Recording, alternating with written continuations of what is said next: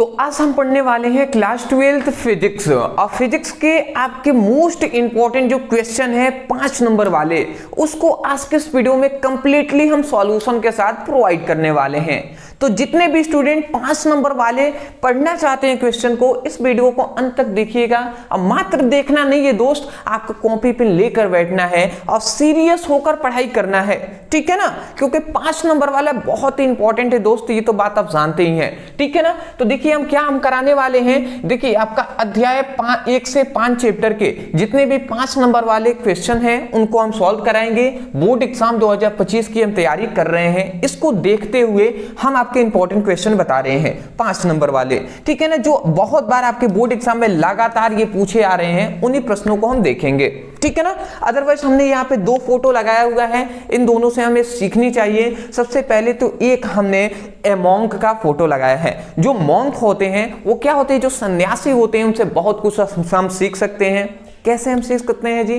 जो सन्यासी होते हैं ना, वो धैर्यवान होते हैं, मतलब उनमें क्या होती है, उनमें पेशेंस होता है। तो सबसे पहली बात हम कहेंगे पेशेंस बनाए रखना है आपको, ठीक है। सफलता तभी मिलती है दोस्त जिनके पास पेशेंस होता है। और सेक्रीफाइस मतलब त्यागते हैं, चाहे वो नींद आ रही है उसको त्यागते हैं, इंजॉय करना है उसको त्याग कर अपनी पढ़ाई पर ध्यान देते हैं, वही सफल होते हैं, ठीक है ना। तो इन पे हम बहुत कुछ सीख सकते हैं। दूसरी बात, यहाँ पे हमने जो कण है उनका हमने फिगर यहाँ पे लगाया हुआ है, भले ही आपको साफ ना दिखाई दे, मैं जानता हूं, बट कण से भी हम बहुत कुछ सीख सकते हैं कि विभिन्न परिस्थितियां क्यों ना हो, आप कितनी भी बुरी हालात में क्यों ना हो, अपने परेशानियों से आप सीखिए, समझिए और उससे प्रेरित मोटिवेट होकर आप अपनी स्टडी पर ध्यान दीजिए, ठीक है ना। तो इनसे हम सीख सकते हैं, इसीलिए हमने लगाया हुआ है, क्योंकि मेरे जो स्टूडेंट हैं उनमें इन दोनों का गुण आना ही चाहिए, ठीक है ना।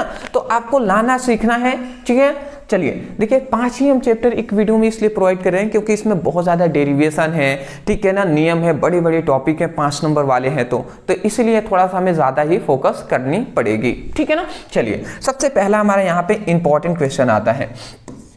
फर्स्ट हमारा इंपॉर्टेंट यहाँ पे क्वेश्चन आता है कि किसी वैद्य द्विध्रुव के कारण, ठीक है ना, यहाँ पे कारण अच्छी स्थिति के किसी बिंदु पर विद्युत क्षेत्र की तीव्रता का व्यंजक प्राप्त कीजिए, ये हमसे कहा जा रहा है। मतलब अच्छी स्थिति पर के किसी बिंदु पर विद्युत क्षेत्र की तीव्रता ज्ञात करनी है।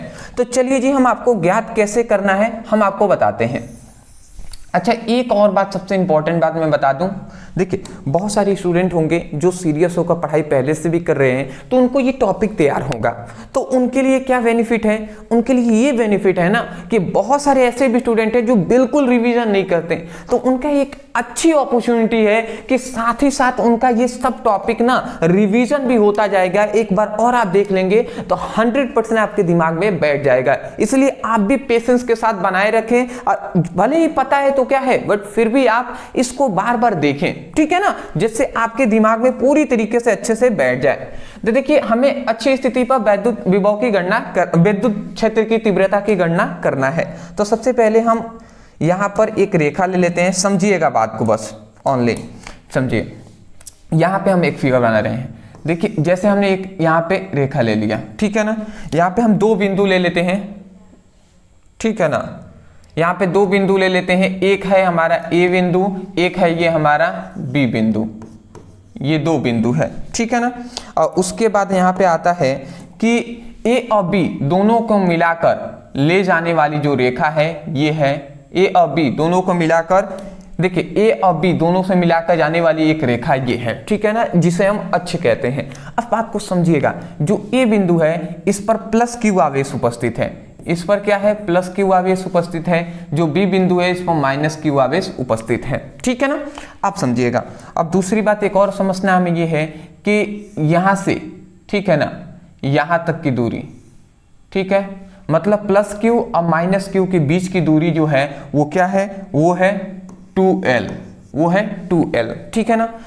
A और B ये दोनों बिंदु है, तो ये प्लस Q आवेश है, ये माइनस Q आवेश है, तो इन दोनों के बीच एक उदासीन बिंदु होता है जो होता है O। याद रखें उदासीन बिंदु कौन है भैया, उदासीन बिंदु का मतलब ये है कि जहां पर प्लस Q आवेश का मान और माइनस Q आवेश का मान इस बिंदु पर शून्य रहेगा, ठीक है ना, किसी के यहाँ पे प्रभाव नहीं पड़ेगा, वही क्या होता है, उदासीन बिंदु होता है। अब बात को समझना है, ये प्लस क्यू आवेश है, ये माइनस क्यू आवेश है, इन दोनों को लेकर हमने आगे एक रेखा खींच दिया। अब इस रेखा के इस बिंदु पर समझिएगा, इस रेखा के इस बिंदु, यहाँ पे एक बिंदु है P, और इसी बिंदु P पर हमें क्या ज्ञात करना है, हमें विद्युत क्षेत्र की तीव्रता E का मान ज्ञात करना है। ठीक है ना। तो अब हम कैसे करते हैं समझिएगा, मैं यहाँ पे बता दूं उदासीन बिंदु से, ठीक है ना, मैं आपको बताना चाहूंगा कि ये जो उदासीन बिंदु से, जो हमारा बात को यहाँ पे समझने वाली बात ये है कि उदासीन बिंदु, ये जो हमारी उदासीन बिंदु से r दूरी पर, उदासीन बिंदु से r दूरी पर एक बिंदु P है और इसी पर हमें विद्युत क्षेत्र की तीव्रता का मान ज्ञात करना है। तो सबसे पहली बात तो आपको ये जो हमने यहाँ पे बात बताया है ये आपको पता होनी चाहिए।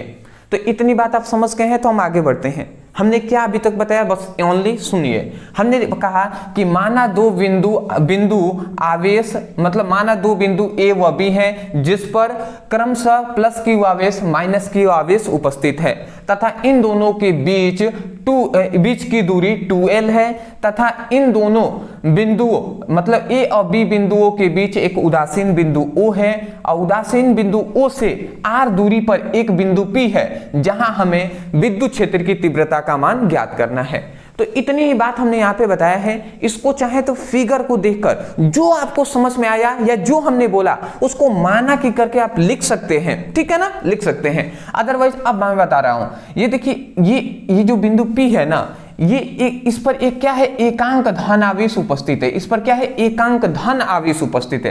तो ये बताइए, ये धन आवेश यहाँ पे उपस्थित है, ये माइनस है, तो माइनस वाला धन वाले को अपनी ओर आकर्षित करेगा। तो आकर्षण के कारण यहाँ पे एक क्या लगेगा, यहाँ पे एक चुंबकीय क्षेत्र उत्पन्न होगा। तो इस माइनस क्यू के कारण यहाँ पे जो चुंबकीय क्षेत्र उत्पन्न होगा वो E माइनस क्यू हमने लिख दिया, ठीक है ना। क्यों भैया, क्योंकि देखिए यहाँ आकर्षण, इधर हमने क्यों ये चिन्ह दिखाया है, क्योंकि ये जो माइनस क्यू है इसको अपनी ओर आकर्षित करेगा, क्योंकि यहाँ पे प्लस क्यू आवेश है, तो ठीक है ना, धनावेश है ना, एकांक धनावेश है। अब ये बताइए, ये भी धन है और यहाँ पे भी धन ही है, तो यह वाला आवेश इसको प्रतिकर्षित करेगा। तो दूर भागाने के लिए यहाँ पर E प्लस क्यू हम दर्शा रहे हैं, मतलब प्लस क्यू आवेश के कारण बिंदु P पर विद्युत क्षेत्र की तीव्रता जो होगा E प्लस क्यू होगा। अब बताइए, जब हम दोनों का मान पहले ज्ञात कर लेंगे, इसके कारण विद्युत क्षेत्र की तीव्रता, इसके कारण विद्युत क्षेत्र की तीव्रता, तब जाकर हमें क्या मिलेगा, किसी बिंदु पर विद्युत क्षेत्र की तीव्रता ज्ञात करेंगे। तो सबसे पहली बात यहाँ पे अब हम क्या लिखते हैं समझिएगा। इस फिगर को बनाने के बाद आप यहाँ पे लिखेंगे, माना कि दो बिंदु आवेश प्लस क्यू व माइनस क्यू है, ठीक है ना। अब उसके बाद और भी आप चाहें तो लिख सकते हैं जिनकी बीच की दूरी 2L है, जिनकी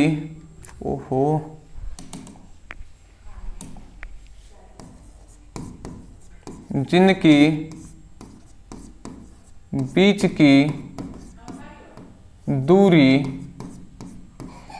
2L है, ठीक है ना। और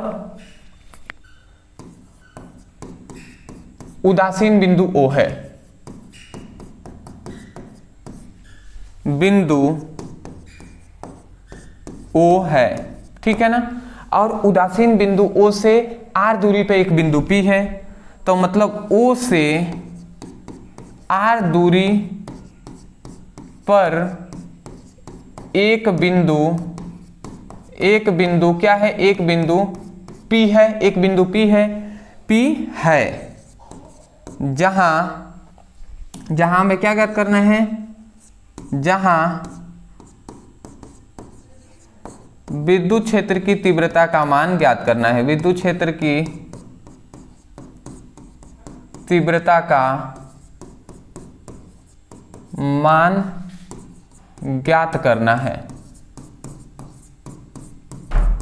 ठीक है ना। तो ये हमने यहाँ पे अच्छे से क्यों लिखा, क्योंकि मैं नहीं चाहता कि इतने हम सीरियस हैं आपके लिए, क्योंकि मैं नहीं चाहता कि कोई स्टूडेंट ऐसा कहे कि सही है आप लिखे नहीं पूरी कंप्लीटली, हमें कैसे लिखना है। तो देखिए, इतना लिखने के बाद ना आपको ये फिगर नीचे बना लेना है। अब हम ज्ञात करते हैं सबसे पहले कि इस माइनस क्यू के कारण इस बिंदु P पर विद्युत क्षेत्र की तीव्रता का मान। तो हम लिखेंगे कि माइनस क्यू आवेश के कारण बिंदु P पर विद्युत क्षेत्र की तीव्रता। समझिएगा, ये थोड़ा राइटिंग मेरा उतना बेटर तरीके से नहीं यहाँ पे दिखाई दे रहा होगा, बट फिर भी इतना तो दिखाई दे रहा है कि आप समझ जा रहे होंगे। मैंने शॉर्ट फॉर्म में यहाँ पे लिख दिया है कि माइनस क्यू आवेश के कारण बिंदु P पर विद्युत क्षेत्र की तीव्रता। तो माइनस क्यू आवेश के कारण हम ज्ञात कर रहे हैं, तो माइनस क्यू आवेश के कारण विद्युत क्षेत्र की तीव्रता। अब विद्युत क्षेत्र की तीव्रता E = 1/4πε0 होता है। और याद रखेंगे यहाँ पे ये Q है ना, तो Q हम लिख देंगे अब बाई r²। तो देखिए अब दूरी, विद्युत क्षेत्र की तीव्रता 1/4πε0 Q1/r² होता है। r मतलब दूरी होता है। तो बताइए मैं आपसे पूछूं कि ये जो बिंदु यहां से बिंदु B से P तक की बीच की दूरी क्या होगा, तो हम इतनी बात जानते हैं कि यहां से मतलब A से B तक की दूरी 2l है, तो इसका मतलब ये भी l होगा, ये भी l होगा। ये उदासीन बिंदु मतलब मध्य बिंदु ही तो उदासीन बिंदु होता है ना, तो ये भी l होगा। हम इतना जानते हैं O से P तक की दूरी है r। तो अगर हम r में से मतलब इतने में से अगर हम l को घटा देंगे तो ये हमारी दूरी मिल जाएगी। तो r माइनस l, इसका मतलब r माइनस l होगा ये दूरी। तो यही हम लिख देंगे r माइनस l हो जाएगा, स्क्वायर हम कर देंगे। तो ये फॉर्मूला से होता है, तो इतना हमने लिख दिया, ठीक है ना। तो अब ये हमारा सबसे पहले यहाँ पे ये फॉर्मूला मिला जी, ठीक है। तो इसको हम समीकरण फर्स्ट मानते हैं। अब बहुत सारे स्टूडेंट इनका ये कहना होगा कि सर यहाँ पे माइनस क्यू है, तो आपने यहाँ पे माइनस क्यू नहीं दिया। अरे भैया यहाँ पे हम जो परिमाण को केवल लेते हैं, विपरीत आवेश विपरीत है या प्लस है उससे मतलब नहीं होता है यहाँ पे, ठीक है ना। इस बात को भी आप याद रखेंगे। अगला यहाँ पे अब माइनस क्यू के लिए ज्ञात कर लिया, प्लस क्यू के कारण हम ज्ञात कर रहे हैं। तो अब हम लिखेंगे प्लस क्यू आवेश के कारण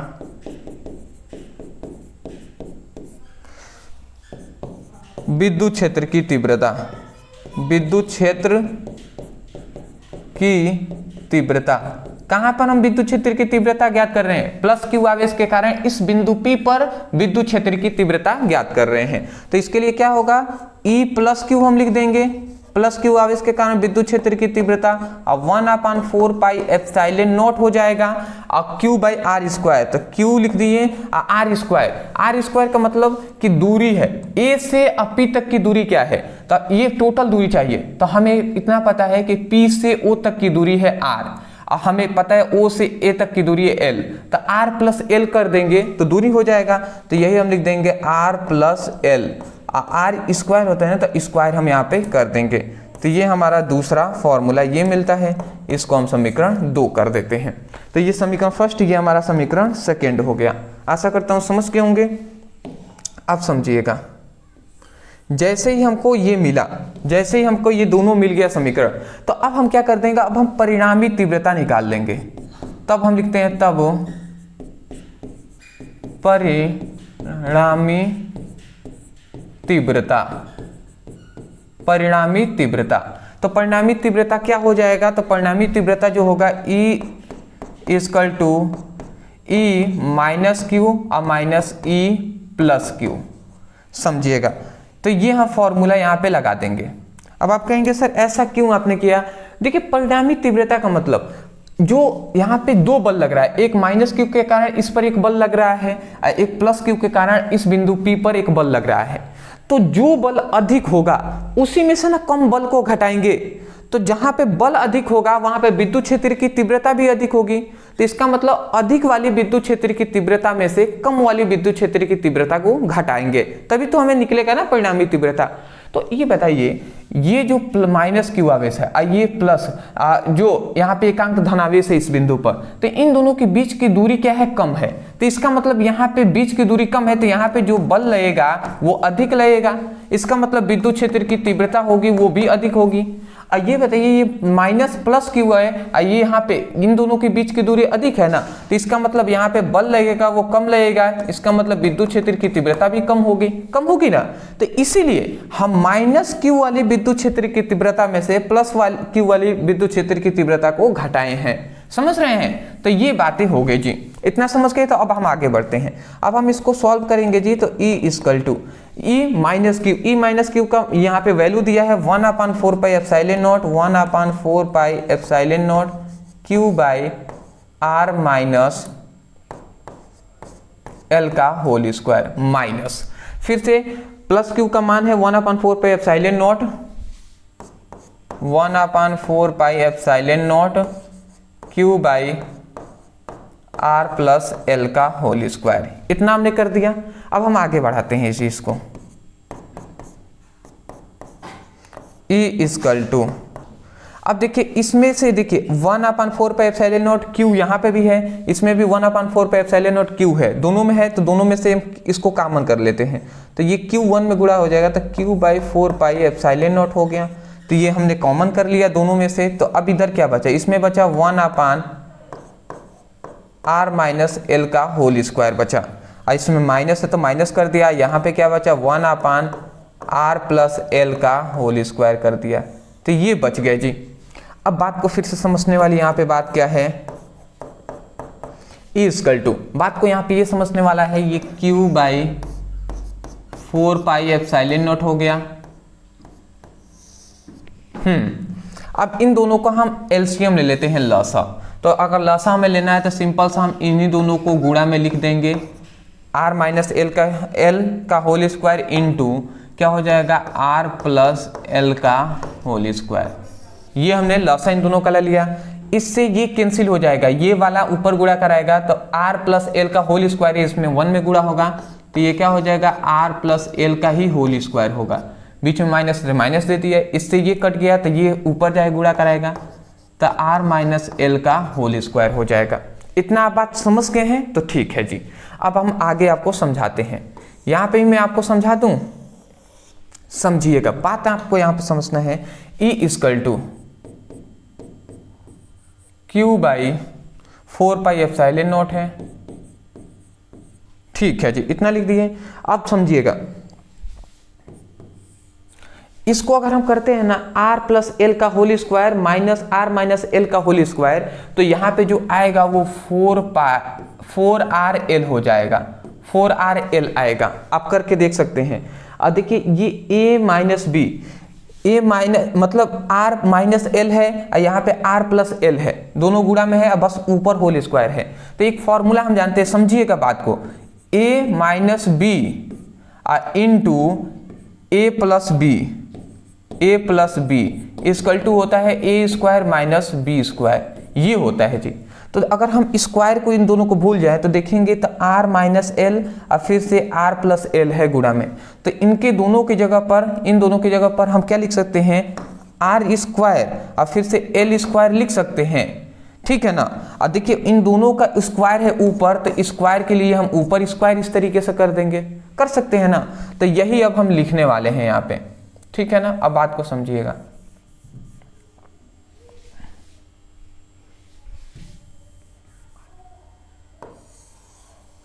ठीक है, तो अब देखिए यहाँ पे हम क्या लिख सकते हैं, यहाँ पे हम लिख सकते हैं r का स्क्वायर माइनस एल का स्क्वायर और यहाँ पे होल स्क्वायर कर देंगे, इस तरीके से हम कर देते हैं, ठीक है ना।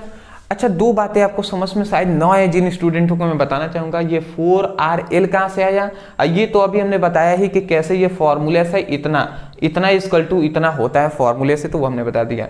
ये जिन विद्यार्थियों को समझ में नहीं आया, मैं आपको समझाना चाहता हूँ। यहाँ पे देखिए, समझाना ये चाहता हूँ, जैसे r प्लस एल का होल स्क्वायर है, r प्लस एल का होल स्क्वायर है माइनस r माइनस एल का होल स्क्वायर, यही था ना जी। अगर इसको तोड़ें तो a प्लस बी के होल स्क्वायर में तो a square plus b square plus 2r l हो जाएगा। माइनस है तो फिर से इसको तोड़ते हैं तो r स्क्वायर हो जाएगा प्लस बी स्क्वायर हो जाएगा और माइनस 2rl हो जाएगा, ये हो गया। अब ये माइनस जाएगा तो अंदर का चिन्ह को सबको बदल देगा, तो r square plus L square plus 2rl हो जाएगा। ये माइनस r स्क्वायर, ये प्लस है तो माइनस हो जाएगा एल स्क्वायर, ये प्लस माइनस है तो प्लस हो जाएगा 2rl। अब बात को समझिएगा, यहाँ से r स्क्वायर कैंसिल, क्योंकि ये प्लस है ये माइनस है, ये भी प्लस है ये माइनस है, कैंसिल। तो तो ये बताइए 2RL 2RL कितना हो जाएगा, 4RL होगा कि नहीं होगा, 4RL होगा ना। तो यही हमने 4RL यहाँ पे डायरेक्ट हमने यहाँ पर लिखा हुआ है, क्योंकि यहाँ पे डेरिवेशन है तो उतना आपको शॉर्टकट ट्रिक आपको पता होनी चाहिए। डरिएगा नहीं, कोई गलत वाली चीज़ें नहीं है, सब सही होगा आपका, ठीक है। तो अब ये क्या हो जाएगा, Q/4πε0 हो गया। और यहाँ पे 4, अच्छा मैं आपको कहूँ थोड़ा सा यहाँ पे समझिएगा, ये जो Q है ना इसमें जाकर गुणा कर लेगा तो 1/4πε0 हो गया। और ये Q इधर गुणा कर लिया तो अब समझिएगा 2 को यहाँ पे 4 को हम 2 में तोड़ रहे हैं, 2 गुणे 2 में, तो यहाँ पे 2QL गुणे 2R कर दे रहे हैं। ऐसा हम कर सकते हैं, आपसे मैं पूछ रहा हूँ, ये समझिएगा आप ही। अच्छा मैं इसको ऐसे गुणा कर दूं तो हो जाएगा ना, देखिए ये अगर जाएगा इसमें गुणा करेगा तो 4RLQ होगा, यही ना होगा। तो समझिएगा 2 दूना 4, तो 4 तो वैसे ही है, Q भी है, L भी है, R भी है, मतलब सभी गुणा में है, तो ये उतना हम कर सकते हैं। अब ये देखिए इसका स्क्वायर करेंगे तो ये क्या हो जाएगा, R का पावर 4 हो जाएगा। और इसका स्क्वायर करते हैं तो ये RL का पावर 4 हो जाएगा। मैं देख लूँ एक बार, दिखाई दे रहा है ना आपको, ठीक है जी, बहुत बेहतर दिखाई दे रहा है, ठीक है। अब समझिएगा बात को, इतना हमने कर दिया। अब बात को समझिएगा, ये E = ये 1/4πε0 है, तो ये हमने लिख दिया।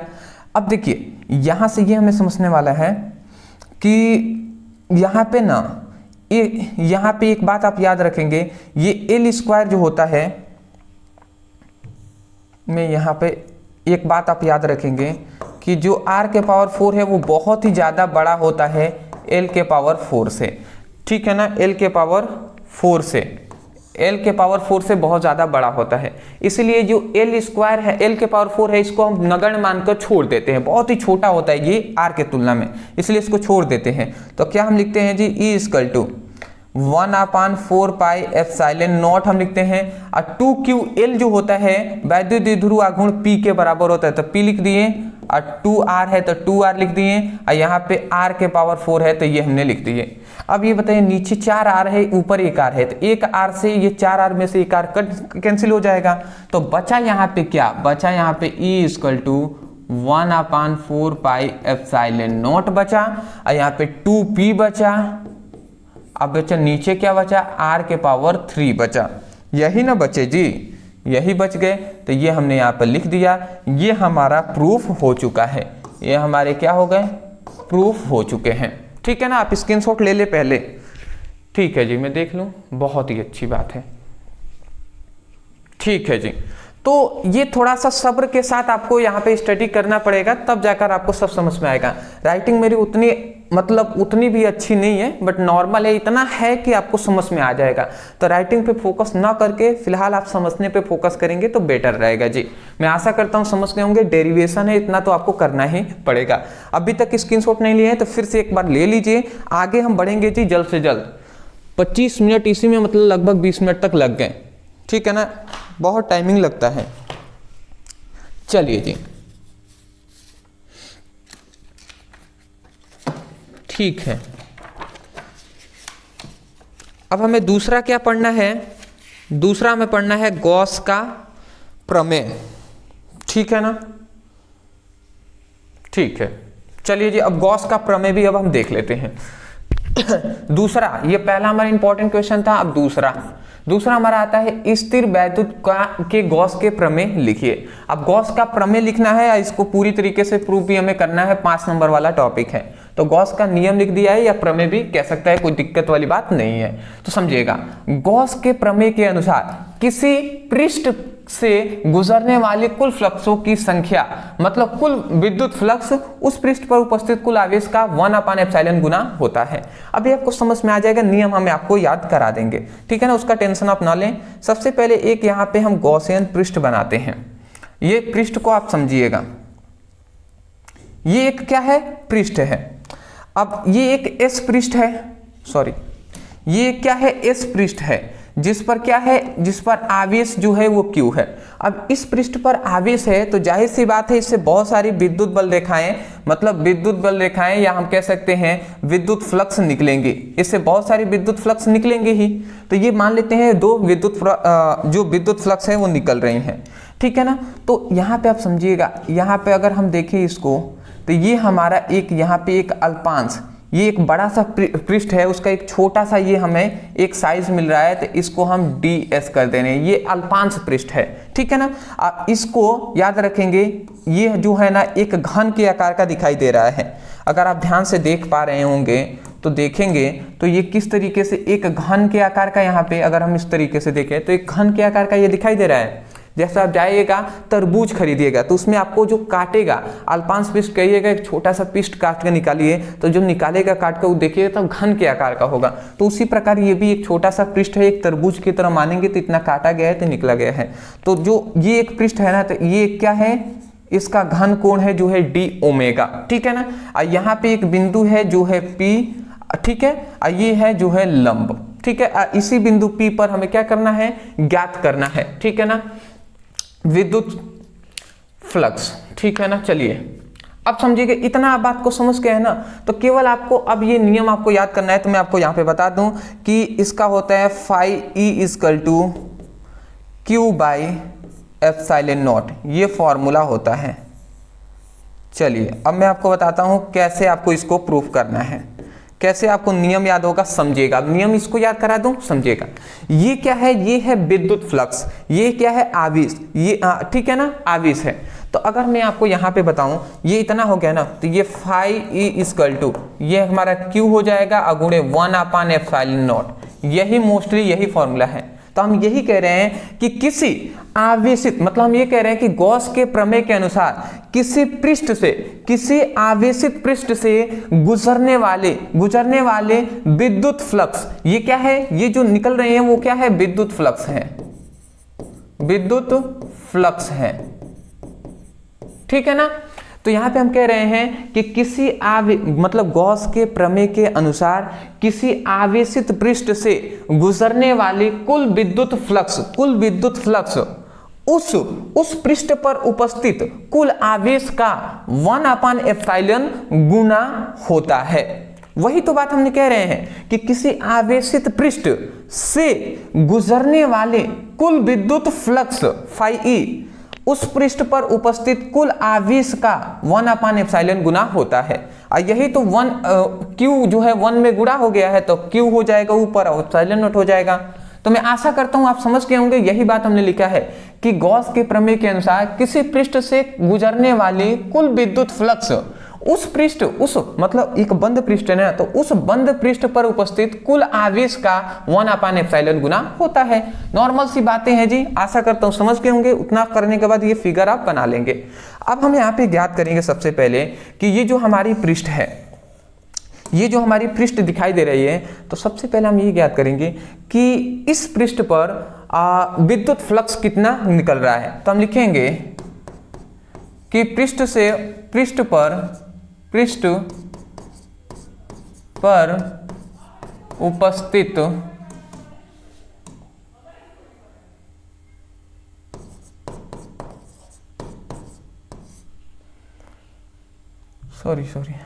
सबसे पहले तो हम इसके लिए ज्ञात करेंगे, पूरा ज्ञात नहीं करेंगे। सबसे पहले ये जो अल्पांश एक छोटा सा पृष्ठ है ना, इसके लिए हम विद्युत फ्लक्स ज्ञात करते हैं।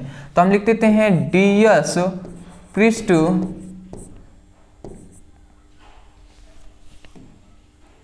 पर उत्पन्न विद्युत फ्लक्स, एक छोटे से पृष्ठ पर उत्पन्न कितना विद्युत फ्लक्स हो रहा है इसकी हम गणना कर लेते हैं। तो ds मतलब अल्पांश पृष्ठ पर उत्पन्न विद्युत फ्लक्स की गणना करेंगे। तो विद्युत फ्लक्स को हम फाई ई से दर्शाते हैं, तो फाई ई लिख देते हैं। और छोटे के लिए, अल्पांश के लिए दर्शा रहे हैं, तो इसलिए आगे हम डी लिख दे रहे हैं। डी से मतलब छोटे पृष्ठ के लिए हम ज्ञात कर रहे हैं विद्युत फ्लक्स। फाई इक्वल टू क्या होता है, ई डी एस कॉस थीटा होता है। इतनी बात हमें बेसिक पता है, तो ये हमने लिख दिया। तो ये अल्पांश पृष्ठ के कारण ये विद्युत क्षेत्र की तीव्रता का वैल्यू है जी, जो कि हमने यहाँ पर लिखा हुआ है। ठीक है जी, तो इसको हम समीकरण फर्स्ट मानकर अभी इसके लिए छोड़ देते हैं। ठीक है, अब उसके बाद हम ज्ञात करेंगे कि ये अल्पांश पृष्ठ के लिए हमने विद्युत फ्लक्स ज्ञात कर लिया। तो अब इस तरीके से अल्पांश जो पृष्ठ है, इसी तरीके से बहुत सारी इसमें पृष्ठ होंगे। तो अब टोटल संपूर्ण पृष्ठ के लिए हम विद्युत फ्लक्स ज्ञात करेंगे। तो हम लिखेंगे कि संपूर्ण पृष्ठ पर या पृष्ठ पर निकलने वाले, हम ये भी लिख सकते हैं कि संपूर्ण पृष्ठ से निकलने वाली कुल विद्युत फ्लक्स, ठीक है ना। उत्पन्न भी लिख सकते हैं या आप लिख सकते हैं संपूर्ण पृष्ठ से निकलने वाली कुल विद्युत फ्लक्स।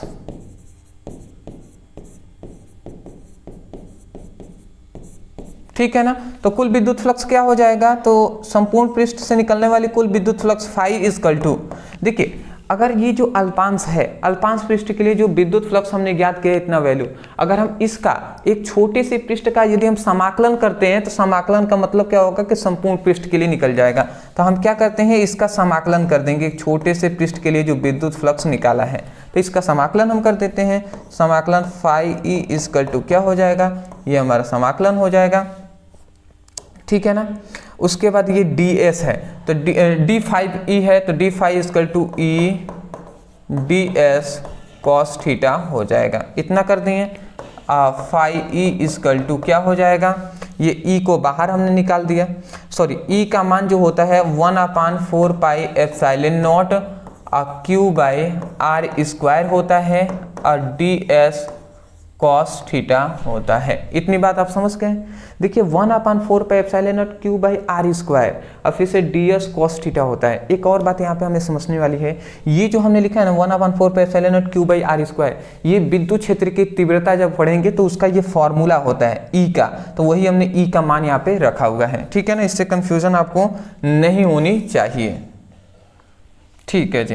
तो अब हम इसको करते हैं, तो फाई ई इक्वल टू, यहाँ पे देखिए यहाँ पे अगर समझे तो यहाँ पे 1/4 पाई एप्सिलॉन नॉट क्यू जो है, ठीक है ना, यहाँ पे ये एक नियतांक है, 1/4 पाई एप्सिलॉन नॉट क्यू है, एक नियतांक है, कांस्टेंट है। कांस्टेंट जो वैल्यू होते हैं वो बाहर निकल जाते हैं, तो ये समाकलन से बाहर निकल जाएंगे, तो q by 4 pi epsilon not ये बाहर निकल गए।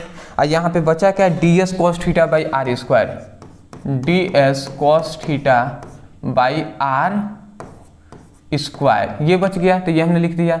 अब यहाँ पे एक और चीज समझने वाली बात ये है कि 1/4 पाई एप्सिलॉन नॉट, यहाँ पे ये समझने वाले है D S cos theta by are square जो होता है वो घन कोण डी ओमेगा का, डी ओमेगा इक्वल टू ये डी एस कॉस थीटा होता है, ठीक है ना। डी ओमेगा घन कोण का जो वैल्यू होता है D S cos theta by are square होता है। तो इतना आप याद रखेंगे। तो D S cos theta by are square के जगह पर डी ओमेगा भी तो लिख सकते हैं ना, तो यही हम यहाँ पे डायरेक्ट लिख देंगे डी ओमेगा, ठीक है ना। ये घन कोण का फॉर्मूला है जो कि यहाँ पे हमने घन कोण दर्शाया हुआ है, ये घन कोण है डी ओमेगा, ठीक है। आप समझिएगा फाई ई इक्वल टू यहाँ पे Q by 4 pi epsilon not, D omega जो है ना, याद रखेंगे कि डी ओमेगा इक्वल टू क्या होता है, 4 पाई होता है। डी ओमेगा का यदि समाकलन करते हैं हम उसी समय पर घन कोण जब बताए थे, या हम जब गॉस का प्रमेय मोस्टली जो फॉर्मूला बताया था तो उसमें हमने बहुत कुछ बताया था पहले, जो फर्स्ट टाइम हमने गॉस का प्रमेय पढ़ाया था। तो ये 4 पाई होता है, याद रखेंगे, जो घन कोण का यदि हम समाकलन करते हैं तो इस 4 पाई से ये 4 पाई कैंसिल हो जाएगा, तो बचा क्या, phi E equal to Q by epsilon naught बच गया। तो ये हमारा बच गया, तो ये हमने लिख दिया यहाँ पे, और ये हमारा क्या हो जाएगा, प्रूफ हो जाएगा, प्रूव्ड, ठीक है ना। तो ये हमारा प्रूव्ड हो गया। आशा करता हूँ कि आपको समझ में आ गई होंगी। तो ये है हमारा गॉस का प्रमेय। गॉस के प्रमेय पढ़ने के बाद ये ये फॉर्मूला लिख लीजिएगा, और उसके बाद यहाँ पे सिद्ध लिखकर, और उसके बाद ये जितना हमने कराया है इसको कर लेंगे, आपका काम कंप्लीट हो जाएगा। तो आशा करता हूँ कि आपका जो गॉस का जो प्रमेय है इसको आपको समझ में आ गई होंगी। अदरवाइज इतना समझ लें, इसका गॉस के प्रमेय का 3 अनुप्रयोग होता है। यदि वो भी आप देखना चाहते हैं तो उसको पढ़ सकते हैं, वो भी इंपॉर्टेंट है। बट देखिए एक किताब में तो बहुत सारे 5 चैप्टर में अगर मैं पढ़ाने लगूँ ना तो बहुत ज़्यादा इंपॉर्टेंट होंगे, बट जो मोस्ट इंपॉर्टेंट है वो हम आपको बता रहे हैं। अदरवाइज गॉस के प्रमेय का अनुप्रयोग आप पढ़ना चाहें तो पढ़ लीजिएगा। कैसे पढ़ेंगे मैं आपको बता दे रहा हूँ। इस वीडियो को देखने के बाद आप लिखिएगा गॉस के प्रमेय का अनुप्रयोग ब्रदर सर, इतना लिखकर सर्च कर लीजिएगा, वीडियो हमारी मिल जाएगी। एक ही वीडियो में हमने तीनों अनुप्रयोग पढ़ाया है, पुरानी वीडियो हमारी मिलेगी, वहां से पढ़ेंगे ना सब समझ में आ जाएंगे। ठीक है, चलिए जी स्क्रीनशॉट ले लें, आगे बढ़ते हैं। बहुत ही बेहतर बात है जी। ठीक है, ठीक है जी।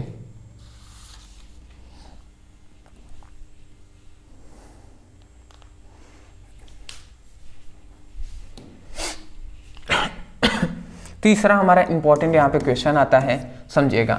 समांतर प्लेट संधारित्रों की धारिता के लिए व्यंजक का निगमन कीजिए और इसकी धारिता कैसे बढ़ाया जा सकता है, इस पर हमें बताना है। ठीक है ना, ये हमारा एक इंपॉर्टेंट यहाँ पे टॉपिक है, इसको आप याद रखेंगे ये बात कि समांतर प्लेट संधारित्रों की धारिता का व्यंजक। ठीक है ना, यही डेरिवेशन है जिसका हमें निगमन करना है, समांतर प्लेट संधारित्रों की धारिता का व्यंजक। तो यहाँ पे हमने कुछ लिखा हुआ है, इस पर अभी ध्यान नहीं देना है। अभी मैं फिगर जो बना रहा हूँ इस पर आपको मोस्टली ध्यान देनी पड़ेगी। ये हमारी दो, सबसे पहले समांतर प्लेट संधारित्र की बात कहा गया, तो ये हम 2 समांतर प्लेट संधारित्र इस तरीके से हम बना दे रहे हैं। ठीक है जी, ये हमारा 2 समांतर प्लेट संधारित्र हो गया। ठीक है ना, 2 समांतर प्लेट हो गया। अब इन प्लेटों के बीच की जो दूरी है वो क्या है, डी है। इन प्लेटों के बीच की दूरी डी है। ठीक है ना, ये जो प्लेट है वो है ए और बी, ये दोनों प्लेट हैं। इन प्लेटों का जो क्षेत्रफल है, अनुप्रस्थ काट का क्षेत्रफल, वो है ए। ठीक है, अब ये जो प्लेट है इस पर हम क्या करते हैं, बाहर से आवेश देते हैं। बाहर से क्या देते हैं, आवेश देते हैं। जैसे हम बाहर से धन आवेश देंगे तो यहाँ पे धनात्मक सबसे पहले आवेश इसमें उत्पन्न हो जाता है, आवेश उत्पन्न हो जाएगा। अब यहाँ से धनात्मक आवेश उत्पन्न हुआ ना, तो यहाँ से बहुत सारी विद्युत बल रेखाएं इस तरीके से निकलती हैं। तो इस तरीके से बहुत सारी विद्युत बल रेखाएं इस तरीके से निकलेंगी, जिसके कारण ये जो इसके पास, इसके बहुत ही पास होता है, इसलिए इस पर माइनस क्यू आवेश इसके सतह के बाहर उत्पन्न होता है। और इसके इधर मतलब इस पर क्या होता है, इसके जस्ट विपरीत ओर क्या हो जाता है, प्लस क्यू आवेश उत्पन्न हो जाता है। ठीक है ना, तो ये बातें हो गई जी।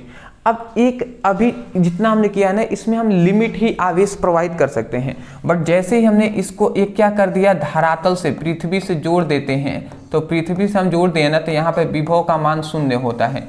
इसीलिए विभव का मान 0 होगा तो अब हम कितना भी आवेश प्रोवाइड करें यहाँ जाकर न्यूट्रल हो जाएगा, उदासीन हो जाएगा। तो इसीलिए अनंत अब विद्युत धारा इसमें प्रोवाइड कर सकते हैं। तो इसी तरीके से हम धारिता कैसे बढ़ाते हैं, तो हम कह सकते हैं समांतर प्लेट संधारित्रों को हम पृथक्कृत कर देते हैं, जिसके कारण इसकी धारिता बढ़ जाती है। इतना अंत में हम आपको बताएंगे कैसे लिखना है। फिलहाल ये इतनी बात आप समझ गए हैं, तो आपको मैं आगे बताना चाहूँगा। जब हमने इसमें प्लस क्यू आवेश इस पर दिया ना, तो यहाँ पे एक इसका आवेश घनत्व उत्पन्न होता है जो है सिग्मा। ये जो माइनस प्लेट है तो इस पर आवेश घनत्व जो उत्पन्न होता है वो माइनस सिग्मा उत्पन्न होता है। तो यही जो हमने फिगर से बताया है ना, वही बात हमने यहाँ पे लिखा है। सबसे पहले सुनिएगा, माना 2 समांतर प्लेट ए व बी हैं। देखिए, माना 2 समांतर प्लेट ए व बी हैं, ठीक है ना, तथा इनके बीच की दूरी डी है, तथा इन दोनों प्लेटों के बीच की दूरी डी है। फिर से कह रहा है, प्लेट ए पर प्लस क्यू आवेश देने पर प्लस आवेश तथा बी प्लेट पर ऋणात्मक आवेश उत्पन्न हो जाता है। मतलब प्लस क्यू प्लेट ए पर प्लस क्यू आवेश देने पर प्लेट ए पर प्लस क्यू आवेश तथा बी पर माइनस क्यू आवेश उत्पन्न हो जाता है। यहाँ पे आप माइनस दिखा सकते हैं इसमें, ठीक है ना, कोई दिक्कत वाली बात नहीं है। माइनस क्यू आवेश उत्पन्न हो जाता है। फिर से यहाँ पे कह रहा है कि ए का आवेश घनत्व, मतलब प्लेट ए है उसका आवेश घनत्व जो है वो सिग्मा तथा बी का आवेश घनत्व माइनस सिग्मा है। ठीक है ना, इतनी ही बात हमने ये फिगर से ये लिखा है ना, तो इतना आप लिख लेंगे, फिगर आप बना लेंगे। उसके बाद अब फिर से अब डेरिवेशन हम करते हैं। ठीक है ना, अब समांतर प्लेट संधारित्रों का मान हमें ज्ञात करना है। तो हम लिखेंगे सबसे पहले कि चूंकि हम जानते हैं, क्या जानते हैं जी, धारिता।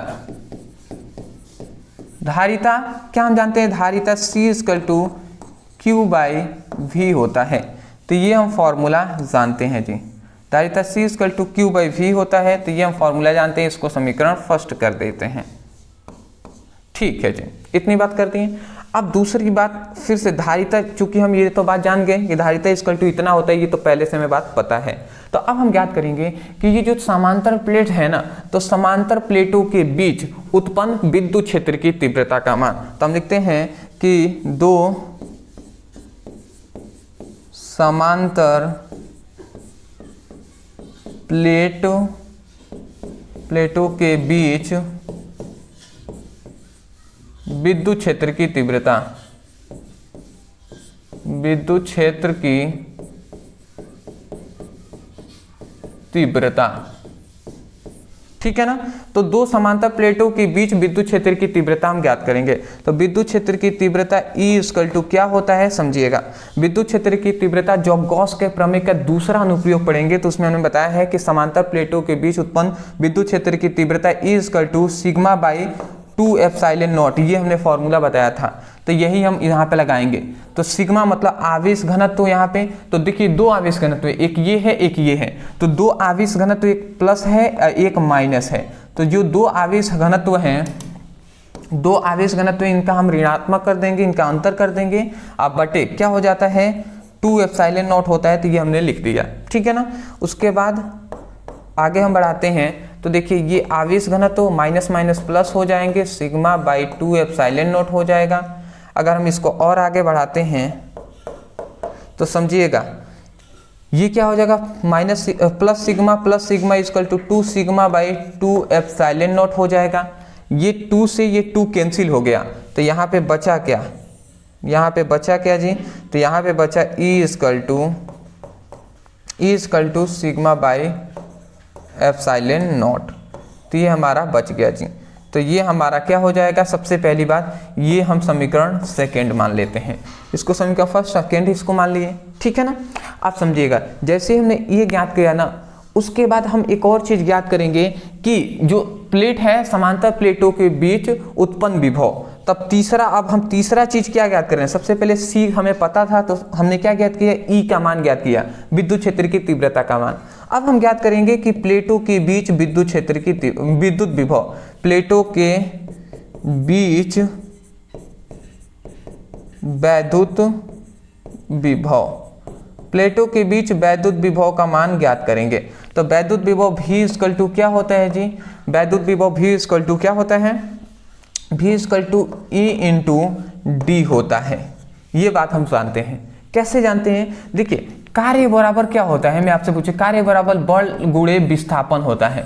ये तो बात आप फॉर्मूला से जानते हैं, कार्य बराबर बल गुणे विस्थापन। और एक और बात जानते हैं, जब विद्युत विभव पढ़ाया था तो उसमें मैंने बताया था V जो होता है वो W के बराबर होता है। और जब हमने विद्युत क्षेत्र की तीव्रता बताया था तो उसमें हमने कहा था E जो होता है वो F के बराबर होता है। ये हमने दोनों बात बताया है पहले, इसीलिए कहते हैं बेसिक पता होनी चाहिए। तो W जो होता है वो V के बराबर है, तो V के W की जगह पर V लिख सकते हैं, बिल्कुल लिख सकते हैं। F जो होता है E के बराबर है, तो F की जगह पर E लिख सकते हैं, E लिख दिया। D क्या है, दूरी है, तो दूरी लिख दिया। तो यही हमने फॉर्मूला यहाँ पे लिखा है, समझ रहे हैं। तो इस तरीके से हमने यहाँ पर लिखा हुआ है, ये बातें आपको पता होनी चाहिए, नहीं तो स्टूडेंट बहुत ज़्यादा कन्फ्यूजन यहाँ पे हो जाते हैं कि सब कहाँ से ये फॉर्मूले आ जाते हैं। तो भैया ऐसे आते हैं, ठीक है ना। डीप में जब एनालिसिस किए रहेंगे तब आपको समझ में आएंगे जी, अदरवाइज। तो इतनी बात आप समझ गए ना। अब समझिएगा, जब इतना हो गया तो अब हम E का वैल्यू यहाँ पे रखते हैं, ठीक। E का वैल्यू यहाँ पे है, तो V इक्वल टू E का वैल्यू है सिग्मा इंटू डी हो जाएगा बाई एप्सिलॉन नॉट हो जाएगा। ये हो जाएगा ना, तो इसको हम समीकरण थर्ड कर लेते हैं, इसको समीकरण थर्ड। तो आपको बात समझ में आ गई होगी, समीकरण फर्स्ट सेकेंड थर्ड ये 3 हो गया ना। तब हम लिखेंगे यहाँ पे, इसको मैं थोड़ा सा इरेज करते रहा हूँ, ठीक है ना। ये फिलहाल इतना इरेज कर दिए। तब अब हम क्या करते हैं, समझिएगा। तब हम करते हैं, तब एक और बात हम यहाँ पे ज्ञात करेंगे कि ये जो प्लेट है ना, इस पर आवेश, तो प्लेटों पर आवेश ज्ञात करेंगे, प्लेटों पर आवेश। तो तो प्लेटो पर आवेश हमने जब पढ़ाया था पहला चैप्टर, तो उसमें बताया था आवेश जो होता है वो सबसे पहली बात आवेश घनत्व अगुणे जो प्लेट है उसका लंबाई या क्षेत्रफल से गुणा। तो यहाँ पे क्षेत्रफल है तो क्षेत्रफल से हम गुणा कर देंगे। तो ये प्लेटो पर आवेश हो गया जो है आवेश घनत्व गुणे क्षेत्रफल। तो इसको हम समीकरण 4 मानते हैं, ठीक है ना। तो ये हमने 4 ज्ञात कर लिया। तब हम लिखते हैं तब हम ज्ञात करेंगे धारिता। प्लेटों के बीच उत्पन्न मतलब हमें क्या ज्ञात करना है, समांतर प्लेट संधारित्रों की धारिता ज्ञात करना है। तब अब धारिता अब हम ज्ञात करते हैं जी। तो धारिता क्या होता है, धारिता C = Q/V होता है। ये हो गया। अब देखिए कैसे हम ज्ञात करेंगे। C = Q का मान देखिए, Q का मान है sigma into epsilon not A है तो A लिख दिया। V का जो वैल्यू है यहाँ पे sigma into D/ε0, sigma into D/ε0 है तो एप्सिलॉन नॉट हमने लिख दिया, ये सिग्मा है जी। तो अब देखिए इस सिग्मा से ये सिग्मा कैंसिल, ये चला जाएगा ऊपर, तो ये क्या हो जाएगा जी, ये हो जाएगा C, ये हो जाएगा A/ε0 इंटू D हो जाएगा। तो ये जो हमारा एक फॉर्मूला यहाँ पे मिला ना, ठीक है, ये हमारा जो फॉर्मूला मिला, ठीक है, आप देख सकते हैं ये जो हमारा धारिता संधारित्रों की धारिता C = एप्सिलॉन इंटू D, ये हमारा आंसर हो जाएगा। यही हमारा हो गया जी, C = एप्सिलॉन इंटू D हो जाएगा, ये हमारा आंसर।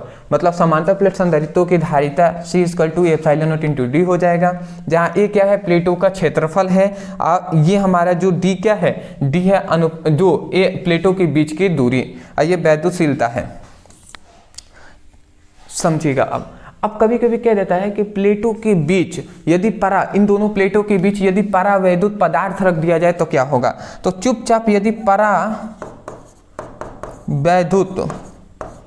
पदार्थ हो, यदि प्लेटों के बीच परावैद्युत पदार्थ होना, तो आप कुछ नहीं करेंगे, C = A/ε0 है, और ये परावैद्युत पदार्थ को हम K से दर्शाते हैं तो K का गुणा कर देंगे /D, तो ये इतना लिख देंगे, ठीक है ना। यही यदि दोनों समांतर प्लेट संधारित्रों के बीच यदि परावैद्युत पदार्थ हो तो वहां पर धारिता C = एप्सिलॉन Q/D होता है, तो यहाँ पे आप यहाँ तक लिख देंगे।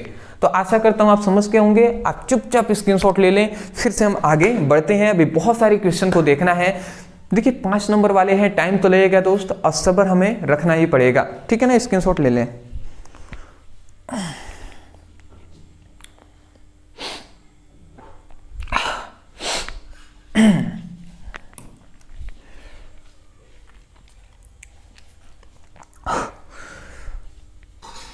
नेक्स्ट अगला हमारा आता है विद्युत परिपथों के लिए किरचॉफ का नियम। विद्युत परिपथों के लिए किरचॉफ का नियम का उल्लेख कीजिए तथा उन परिपथों को बनाकर समझाइए। अब उन परिपथों को हमें बनाकर समझाना है। तो सबसे पहली बात किरचॉफ का नियम। तो किरचॉफ याद रखेंगे, किरचॉफ ने विद्युत परिपथों के जाल के संबंध में 2 नियम दिए हैं। तो यहाँ पे आप लिख सकते हैं कि किरचॉफ नामक वैज्ञानिक ने विद्युत परिपथों के जाल के संबंध में विद्युत परिपथों के जाल के संबंध में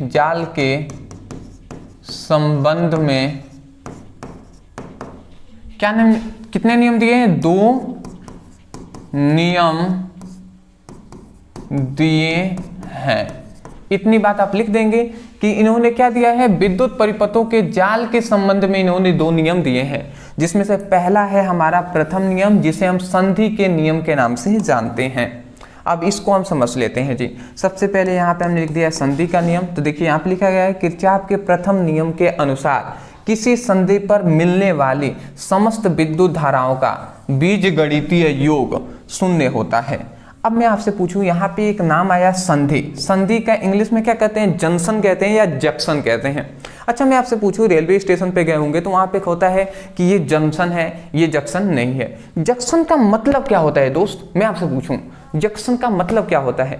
देखिए छोटे छोटे जो रेलवे स्टेशन होते हैं वहाँ पे जंक्शन उसको हम नहीं कहते हैं। जंक्शन हम मात्र उसी को कहते हैं जहाँ से बहुत सारी ट्रेनें आ रही हैं, वहाँ पे ज्वाइंट होती हैं, वहाँ से बहुत सारी रूटों में बंटती हैं। जैसे ये एक यहाँ पे है तो यहाँ से बहुत सारी ट्रेनें इस तरीके से जाएंगी यहीं से, तो इस वाले प्लेटफॉर्म को हम जंक्शन कह देंगे। समझ रहे हैं? रेलवे स्टेशन को जहाँ से बहुत सारी रास्ते निकलती हैं। तो ठीक उसी प्रकार यहाँ पर भी क्या होता है? वही होता है जी। ठीक उसी प्रकार इसमें भी होता है कि यहाँ पे ये होता है ना इस तरीके से, जैसे कि ये समस्त जो विद्युत धाराएं हैं तो वो इस प्रकार निकलती हैं, ठीक है ना। समस्त विद्युत धाराएं हैं वो कुछ इस प्रकार निकलती हैं, ठीक है जी। तो देखिए यहाँ पे ये हमारे यही है जंक्शन या संधि। तो हम यही कह रहे हैं ये संधि है और ये हमारी जो विद्युत धाराएं हैं, बहुत सारी विद्युत धाराएं यहाँ से निकल रही हैं, ठीक है ना। अब बहुत सारी विद्युत धाराएं यहाँ पे प्रवेश कर रही हैं, ठीक है। ये बहुत सारी विद्युत धाराएं यहाँ से निकल रही हैं, बहुत सारी इसमें प्रवेश कर रही हैं। तो देखिए यहाँ पे ये क्या है? विद्युत धाराएं हैं, विद्युत धाराएं हैं। तो हम यही कह रहे हैं ये हमारी संधि है। तो किसी संधि पर अब मान लेते हैं ये विद्युत धाराएं, इसको मान लेते हैं I1, इसको हम मान लेते हैं I2, इसको मान लेते हैं I3, इसको मान लेते हैं I4, ये वाले को I5, इस वाले को I6, इस वाले को I7 और इस वाले को I8, क्योंकि विद्युत धाराएं हैं तो I8, ठीक है। तो हम यही कह रहे हैं कि किसी संधि पर, मतलब किरचॉफ के प्रथम नियम के अनुसार किसी संधि पर मिलने वाली, देखिए बहुत सारी निकल रही हैं, जा रही हैं, आ रही हैं, तो ये संधि पर मिल तो रही है ना, तो इसलिए हम डायरेक्ट आने और जाने वाले ना कहकर हम कहेंगे मिलने वाली। तो हम यही कह रहे हैं कि किरचॉफ के प्रथम नियम के अनुसार किसी संधि पर मिलने वाली समस्त विद्युत धाराओं का बीजगणितीय योग, समस्त विद्युत धाराओं का बीजगणितीय योग क्या होता है? शून्य होता है। तो यही बात हमें बताया गया है, ठीक है ना। यही फॉर्मूला से यही हमें बात बताया गया है, ठीक है ना। ये आप याद रखेंगे। क्या हमने बताया? किरचॉफ के प्रथम नियम के अनुसार किसी संधि पर मिलने वाली समस्त विद्युत धाराओं का बीजगणितीय योग शून्य होता है। यही तो बात हमें बताया गया। अब इसको थोड़ा सा हम समझ लेते हैं। यहाँ पे कौन कौन सी धाराएं हैं? ये I1, I2, I3 इस तरीके से धाराएं हैं। तो यहाँ पे किरचॉफ के नियम के अनुसार I1, फिर से I2, फिर से I3 है, I4 है, फिर से I5 है, फिर से I6 है, I7 है, फिर से I8 है, ठीक है ना। तो आप बात को समझिएगा। यहाँ पे हमें चिन्ह परिपाटी से पता चलेगा कि कौन सा यहाँ पे धनात्मक धारा है, कौन सा ऋणात्मक विद्युत धारा है। तो चिन्ह परिपाटी से एक बात आप याद रखेंगे, चिन्ह परिपाटी से एक बात आप याद रखेंगे कि जो विद्युत धाराएं यहाँ पे सबसे पहली बात याद रखेंगे, जो विद्युत धाराएं संधि से बाहर निकल रही हैं, मतलब संधि से जा रही हैं, देख रहे हैं ये जा रही है, ये भी जा रही है, ठीक है, ये भी दोनों जा रहे हैं। तो जो जाने वाली धाराएं हैं वो क्या होती हैं? वो हमेशा निगेटिव होती हैं, ठीक है ना, ऋणात्मक होती हैं। और जो विद्युत धाराएं संधि की ओर आ रही हैं, विद्युत धाराएं संधि की ओर आ रही हैं, आने वाली, तो जो विद्युत धाराएं संधि की ओर आ रही है ना उसको हम क्या कहते हैं? वो हमेशा पॉजिटिव होती हैं, धनात्मक होता है। तो अब आप समझ गए होंगे। देखिए ये I1 धारा है, ये निकल रहा है, तो इसका मतलब जो निकलने वाली मतलब जाने वाली धारा है वो निगेटिव, तो इसका मतलब ये हमारी क्या हो जाएगा? निगेटिव हो जाएगा। I2 धारा भी दिख रहे हैं जा रहा है, तो ये भी हमारा निगेटिव हो जाएगा। I3 जो धारा है वो इसमें प्रवेश कर रहा है, तो ये हमारा पॉजिटिव हो जाएगा, ठीक है ना। उसके बाद I4 धारा है, ये भी दिख रहे हैं प्रवेश कर रहा है, तो ये भी पॉजिटिव हो जाएगा। I5 धारा जो है ये भी हमारे दिख रहे हैं बाहर निकल रहा है, I6 भी बाहर निकल रहा है, तो ये दोनों माइनस हो जाएंगे। I7 दिख रहे हैं प्रवेश कर रहा है, I8 भी प्रवेश कर रहा है, तो ये हमारा प्लस हो जाएगा। इनका बीजगणितीय योग शून्य होता है, तो शून्य लिख दिया। तो यही तो है जी। अब देखिए ये माइनस वाली हैं जितना भी, ये माइनस है, ये माइनस है, I1, I2, I5, I6 है, ये माइनस वाले हैं, तो इसको हम उधर भेज देंगे तो ये भी प्लस हो जाएंगे। तो इधर क्या बचा? I3 plus I4 plus I7 plus I8। इसको अगर भेज देते हैं I1 माइनस I2 तो ये इधर जाएंगे तो I1 प्लस I2 हो जाएंगे, और ये I5 ये माइनस जाएंगे इधर तो प्लस I6 हो जाएंगे। तो यही हमारा फॉर्मूला मोस्टली मिलता है जी संधि के प्रथम नियम से, जिसको आप नोट डाउन कर लीजिए, ठीक है ना। इसको आप नोट डाउन कर लीजिए, ठीक है ना, फटाफट आप इसको नोट डाउन कर लीजिए।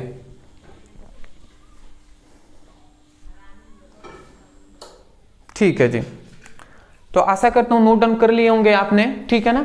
तो ये हमारा किरचॉफ का प्रथम नियम होता है। लाइट थोड़ा सा डाउन हो गया होगा, ठीक है ना, क्योंकि इन्वर्टर डिस्चार्ज हो रहा था तो मैंने लाइट पे इसको कर दिया है। तो लाइट पे थोड़ा सा डिम, यहाँ पे लाइट हमारी जो है ना विद्युत आता है वो थोड़ा सा धीमा आता है, इसलिए थोड़ी सी जो बल्ब है ना वो उतना लाइटिंग प्रोवाइड नहीं कर पा रही होंगी। फिर भी इतना तो दिखाई दे रहा होगा ना, बोर्ड आपको साफ से दिखाई दी कि आप फोकस कीजिएगा, ठीक है ना। स्क्रीनशॉट आप ले लें। अच्छा, आप तो ले लिए हैं ना, चलिए जी, अच्छा वीडियो बन रहा है, मैंने देख लिया। चलिए जी, अब हमारा आता है द्वितीय नियम। किरचॉफ का दो नियम होता है, तो प्रथम नियम देख लिया हमने, द्वितीय नियम है, द्वितीय नियम या लूप का नियम या बंद जाल के नियम के नाम से भी हम जानते हैं। तो द्वितीय नियम जो है ना वो थोड़ा सा हार्ड है, मैं आपको पढ़ के सुना दे रहा हूं, बट पढ़ के सुनाने से आपको याद नहीं होगा, मैं पहले ही कह रहा हूं। याद हो जाए तो अच्छी बात है, नहीं याद होगा बट फिर भी हम आपको थोड़ा सा सब्र रखिएगा, अंत में जब हम आपको बताएंगे ना तो नियम आपको याद कराएंगे। देखिए यहां पे कह रहे हैं किरचॉफ के द्वितीय नियम के अनुसार किसी विद्युत परिपथ के बंद जाल में, कोई भी विद्युत परिपथ के बंद जाल में प्रवाहित धारा, बंद जाल में प्रवाहित धारा तथा उसके संगत प्रतिरोध, प्रवाहित धारा, यहाँ पे प्रवाहित धारा की बात कर रहे हैं, उसके संगत प्रतिरोध के गुणनफल का बीजगणितीय योग उस परिपथ में लगे सेलों के विद्युत वाहक बल जो E है उसके बीजगणितीय योग के बराबर होता है। अब क्या होता है जी, इसको हम चलिए अब आपको अच्छे से हम समझाते हैं। सबसे पहले एक हम यहाँ पे कह रहे हैं कि विद्युत परिपथों के बंद जाल, तो एक विद्युत परिपथ का बंद जाल हम बना लेते हैं, ठीक है जी।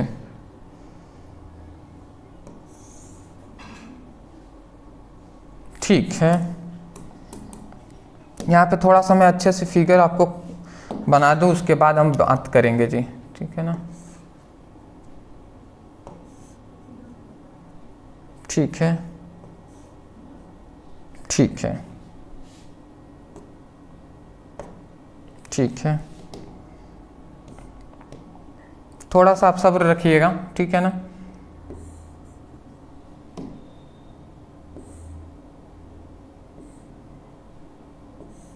ये हमारी सेल या बैटरी है, ठीक है ना। इसके बाद ये हमारा प्रतिरोध,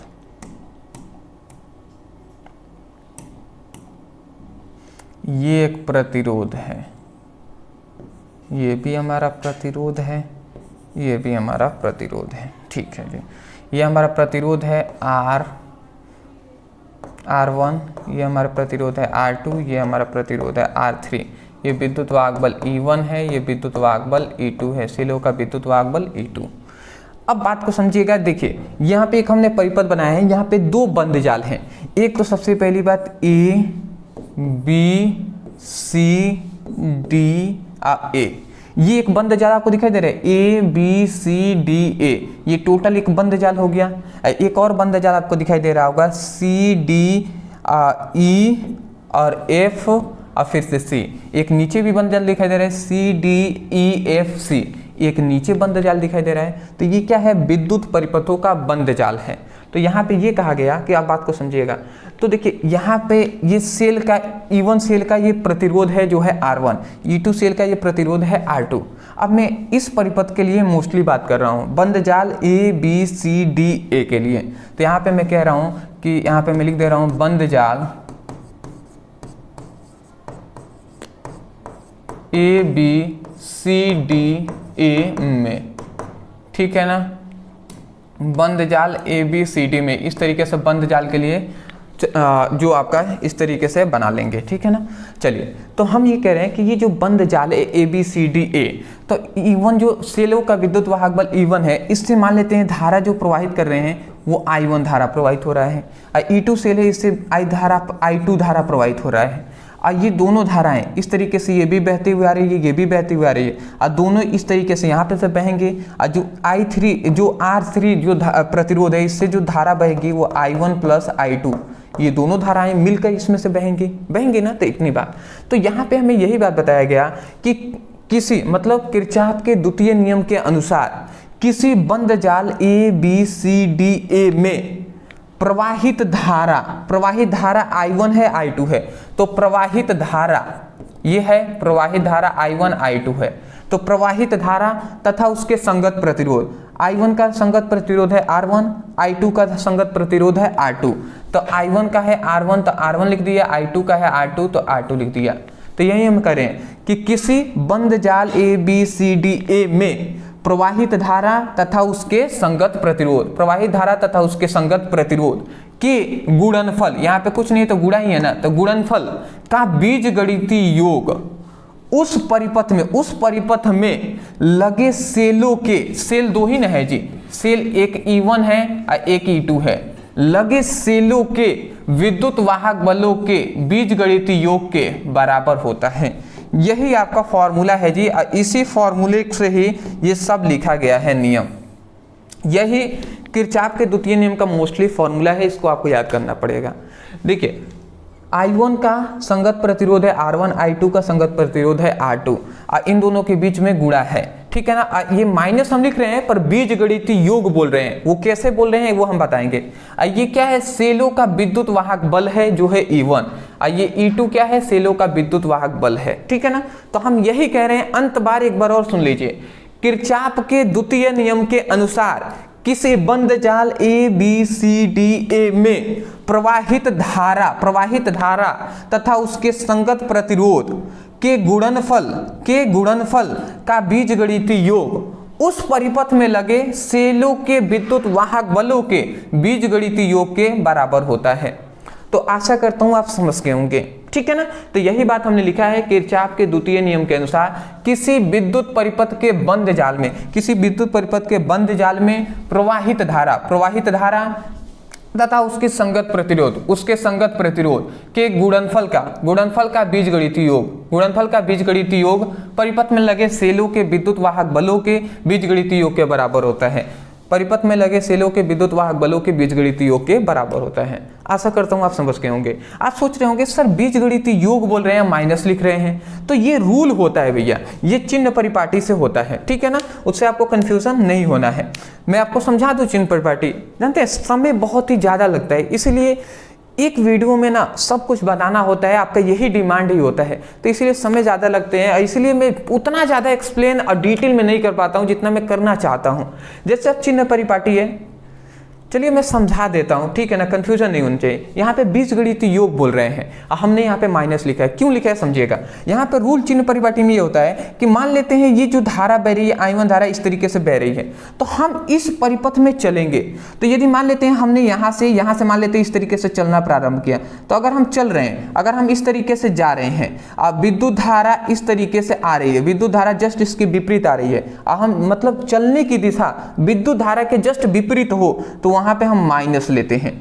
तो हम इस तरीके से जा रहे हैं, अब विद्युत धारा दिख रहे हैं I2 इधर आ रही है, ठीक है ना, इस तरीके से गए इधर जा रहे हैं, तो ये I2 धारा इधर आ रही है, इसका मतलब विपरीत है, तो इसके लिए हम माइनस लेंगे, तो इसलिए I2 की जगह पर हमने माइनस यहाँ पे लिया है। इस तरीके से हम आगे गए, इस तरीके से जाते जाते जब यहाँ पे आए तो दिख रही है हमारे चलने की दिशा इस ओर है, अब विद्युत धारा I1 की दिशा भी इसी ओर है, तो इसलिए यदि हमारी चलने की दिशा अब धारा की दिशा दोनों इक्वल है तो वहाँ पे पॉजिटिव लेते हैं, इसलिए I1 को हमने पॉजिटिव यहाँ पे आगे लिया है, प्लस लिखने की आवश्यकता नहीं होती है। अभी हम इस पर डिस्कस करेंगे। उसके बाद जो I1 I2 E1 E2 धारा है, तो समझिएगा जब हम इस तरीके से चल रहे हैं तो देखिए ये बड़ा वाला डंडा प्लस का होता है, छोटा वाला माइनस का होता है, ये तो बात पता ही है। तो जब हम चल रहे हैं तो बड़े वाले से प्लस से माइनस की ओर जा रहे हैं, तो जिधर जाएंगे प्लस से माइनस की ओर जा रहे हैं ना, तो इसीलिए हम माइनस लेंगे। अब फिर से इस तरीके से चल रहे हैं, इधर चल रहे हैं, माइनस से प्लस की ओर जा रहे हैं, तो इसलिए हम इसको प्लस लेंगे। इसलिए E1 को हमने देखिए यहाँ पे प्लस लिया है, E2 का मान को हमने यहाँ पे माइनस लिया है। यह चिन्ह परिपाटी होता है जो कि हमने यहाँ पे बताने का प्रयास किया है। तो ये बात समझ में आ गया ना। अब बहुत सारे स्टूडेंट ऐसे भी होंगे जिनका फिर से डाउट आया होगा। वो डाउट क्या होगा मैं आपको बता दे रहा हूँ। देखिए जानते हैं डाउट क्या आता होगा। क्वेश्चन स्टूडेंट ऐसे करते हैं, सर आपने तो इस रूट में चल के दिखा दिया, तो इस तरीके से आप जिस तरीके से बता रहे हैं आ जा रहा है, हम चाहते हैं अगर हम इस रूट से चलें तब क्या होगा, तब तो ये दोनों विपरीत हो जाएंगे। तो थोड़ा हम चल ही के दिखा देते हैं आपको। अगर ऐसा दिमाग में आ रहा है तो चलिए हम आपको दिखा देते हैं करके ही, ठीक है ना। मान लेते हैं सपोज डैट हम इस रूट से चले, तो इस रूट से चलेंगे तो ये I1 हो जाएगा, तो ये I1 माइनस I1 R1 हो जाएगा, यही ना होगा जी। इस तरीके से आ रहे हैं, इस तरीके से चलेंगे तो देखिए हम इधर चलेंगे, इधर भी इसकी चलने की दिशा I1 के इधर है, तो इसका मतलब ये चलने की दिशा है, तो इसका I2 R2 हो जाएगा, यही हो जाएगा आपके कहने के हिसाब से। इक्वल टू दे दिया। अब देखिए इधर से हम चल रहे हैं तो प्लस से माइनस क्यों हो जा रहे हैं, माइनस जा रहे हैं ना, तो इसलिए E1 के मान को माइनस ले लेंगे, माइनस E1। और फिर से इस तरह से जा रहे हैं, माइनस से प्लस की ओर जा रहे हैं, तो इसलिए प्लस इसको ले लेंगे E2। यही ना आप कह रहे थे जी। तो अब तो ऐसे आ गया, ये तो ऐसे आ गया। आप समझ के होंगे, अगर ना समझे हो तो समझ के है ना। अरे भैया वही बात है दोनों।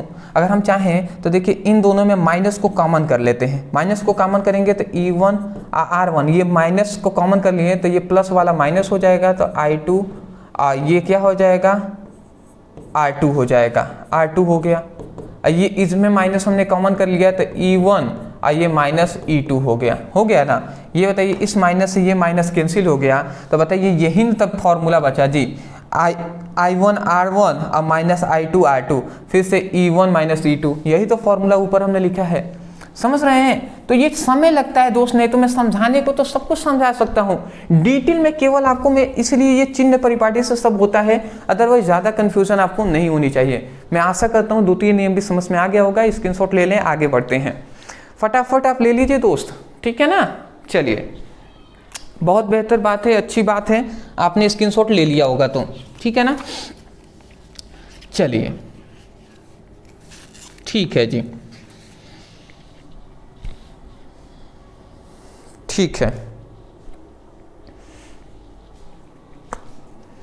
अब हमारा नेक्स्ट जो क्वेश्चन आता है यहाँ पे, बायो-सेवर्ट का नियम। चलिए तो बायो-सेवर्ट का नियम क्या होता है इसको भी हम समझ लेते हैं। बायो-सेवर्ट का नियम देखिए क्या है, इसको हम समझते हैं। ये भी बहुत सारा इंपॉर्टेंट हमारा टॉपिक है। कह रहा है बायो और सेवर्ट, दो वैज्ञानिक है, बायो और सेवर्ट, बायो और सेवर्ट दो वैज्ञानिकों ने मिलकर एक प्रयोग किया जिसमें किसी धारावाही, ध्यान से समझे, कोई भी धारावाही चालक तार में उत्पन्न चुंबकीय क्षेत्र की तीव्रता के लिए सूत्र की स्थापना इन्होंने किया है। इन्होंने किया है जी, बायो और सेवर्ट दो वैज्ञानिकों ने मिलकर की है, ठीक है ना। चलिए जी अब इसको हम बताते हैं कैसे इन्होंने किया है, ठीक है। मान लेते हैं यहाँ पे समझिएगा, मान लेते हैं ये एक अनंत लंबाई का चालक तार है, ठीक है ना, जिसमें हमने आई धारा यहाँ पे प्रवाहित किया हुआ है, ठीक है ना। इसमें हमने क्या है, आई धारा प्रवाहित किया है, तो आई धारा इसमें हमने प्रवाहित कर दिया। अब इस आई धारा प्रवाहित कर दिया है, तो मान लेते हैं ये आई धारा है, यहाँ पे एक ये चालक तार है, तो इसका हमने एक अल्पांश यहाँ पे ले लिया है जो है DL, ठीक है ना। तो अल्पांश लंबाई है ये DL, मतलब एक चालक तार है, उसकी एक छोटी सी लंबाई हमने ले लिया है यहाँ पे DL, ठीक है ना। ओहो ये क्या हो गया, ठीक है जी। अब आप समझिएगा, हम यहाँ पे जो धारा प्रवाहित किए हुए हैं इस चालक में, तो इसके चारों ओर विद्युत क्षेत्र भी उत्पन्न हुआ होगा, चुंबकीय क्षेत्र भी उत्पन्न हुआ होगा। तो हम ये करते हैं कि यहाँ जो एक बिंदु क्या ले लेते हैं, एक बिंदु यहाँ पे P है, तो इस बिंदु से R दूरी पर, इस बिंदु से R दूरी पर एक अल्पांश हम ले लेते हैं यहाँ पे। इस बिंदु से R दूरी पर एक हम इस बिंदु से R दूरी पर एक क्या है, कोई भी बिंदु हम मान लेंगे जहां पर विद्युत क्षेत्र की तीव्रता क्या है, D है।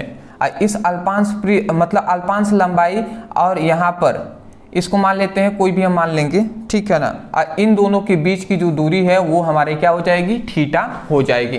तो ये आपको फिगर सबसे पहली बात आपको याद करना पड़ेगा, ठीक है ना। ठीक है, इस फिगर को आपको याद करना पड़ेगा। समझ पा रहे हैं ना, ये दिखाई दे रहा है आपको। देखिए एक बार और मैं आपको समझा देना चाहता हूं। मान लेते हैं एक चलिए मैं आई थिंक एक काम ही मैं कर लेता हूं।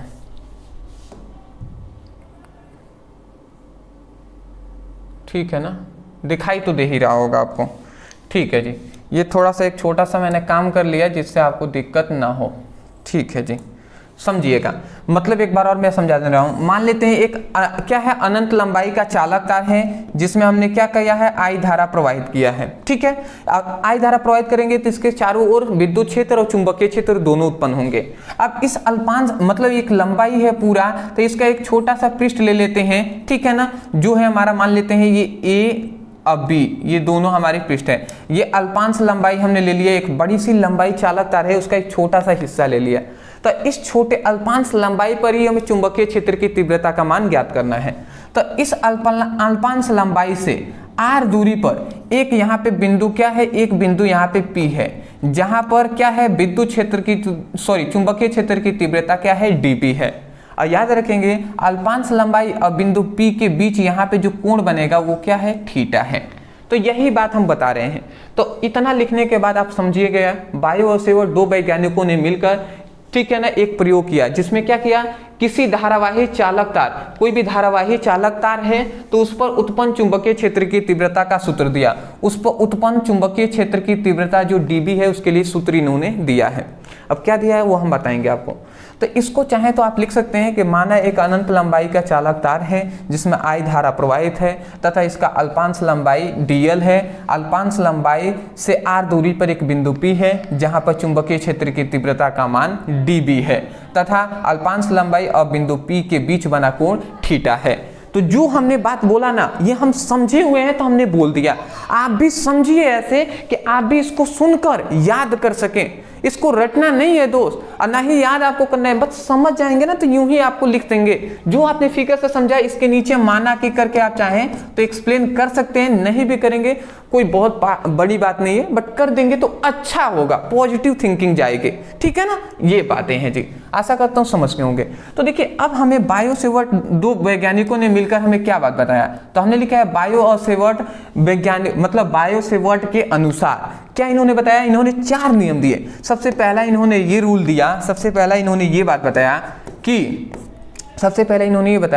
ये जो अल्पांश लंबाई है ना जो dl, तो इस अल्पांश लंबाई के कारण बिंदु P पर उत्पन्न चुंबकीय क्षेत्र की जो तीव्रता होती है वो इस चालक तार में प्रवाहित धारा के समानुपाती होता है। समझ रहे हैं, मतलब अल्पांश लंबाई के कारण बिंदु P पर उत्पन्न चुंबकीय क्षेत्र की तीव्रता जो dB है चुंबकीय क्षेत्र की तीव्रता इस चालक तार में प्रवाहित धारा के क्या होता है, समानुपाती होता है। तो ये सबसे पहली बात ये इन्होंने बताया। तो ये हमारा समीकरण फर्स्ट, ठीक है जी, ये समीकरण फर्स्ट है। देखिए हमने लिखा है अल्पांश लंबाई के कारण उत्पन्न चुंबकीय क्षेत्र की तीव्रता उसमें प्रवाहित धारा का समानुपाती होता है। समझ गए ना, अल्पांश लंबाई के कारण बिंदु P पर उत्पन्न चुंबकीय क्षेत्र की तीव्रता उसमें प्रवाहित धारा के समानुपाती होता है। वही बात हमने यहाँ पे लिख दिया है, समीकरण फर्स्ट। दूसरा इन्होंने रूल में हमें ये बात बताया कि अल्पांश लंबाई के कारण उत्पन्न चुंबकीय क्षेत्र की तीव्रता अल्पांश लंबाई के ही समानुपाती होता है। मतलब जो उत्पन्न चुंबकीय क्षेत्र की तीव्रता है ना वो इस अल्पांश लंबाई जो है dl उसी के समानुपाती होता है। दूसरी बात इन्होंने ये कह दिया, तो इसको समीकरण 2 कर देते हैं। तीसरी बात इन्होंने ये कहा कि अल्पांश लंबाई के कारण बिंदु P पर उत्पन्न जो चुंबकीय क्षेत्र की तीव्रता है जो dB है ना वो किसके समानुपाती, वो अल्पांश लंबाई और बिंदु P के बीच की दूरी क्या है, बीच की दूरी के वर्ग के व्युत्क्रमानुपाती होता है। ठीक है ना, व्युत्क्रमानुपाती के लिए 1 के नीचे हम लिखते हैं दूरी को। तो हम ये कह रहे हैं कि अल्पांश लंबाई के कारण उत्पन्न चुंबकीय क्षेत्र की तीव्रता अल्पांश लंबाई और बिंदु P के बीच की दूरी के वर्ग के व्युत्क्रमानुपाती होता है। व्युत्क्रमानुपाती में 1 के नीचे लिखते हैं। तो ये हमारा समीकरण क्या हो जाएगा, थर्ड हो जाएगा। ठीक है ना। अंतिम इन्होंने बताया कि अल्पांश लंबाई के कारण बिंदु P पर उत्पन्न चुंबकीय क्षेत्र की तीव्रता जो dB होता है वो जो चुंबकीय क्षेत्र की तीव्रता जो dB होता है वो अल्पांश लंबाई और बिंदु P के बीच बने कोण की ज्या के समानुपाती होता है। ये इन्होंने बताया है। ठीक है ना। अल्पांश लंबाई के कारण बिंदु P पर, मतलब अल्पांश लंबाई के कारण उत्पन्न चुंबकीय क्षेत्र की तीव्रता जो dB है वो अल्पांश लंबाई और बिंदु P के बीच बने जो कोण की साइन को ज्या कहते हैं, कोण की ज्या के समानुपाती होता है। तो ये समीकरण फोर्थ है। देख लीजिए, यही बात हमने यहाँ पे लिखा हुआ है, सब ऊपर लिख दिया है। अल्पांश लंबाई के कारण उत्पन्न चुंबकीय क्षेत्र की तीव्रता अल्पांश लंबाई और बिंदु P, अल्पांश लंबाई और बिंदु P के बीच की दूरी के वर्ग के व्युत्क्रमानुपाती होता है। तो ये लिख दिया है।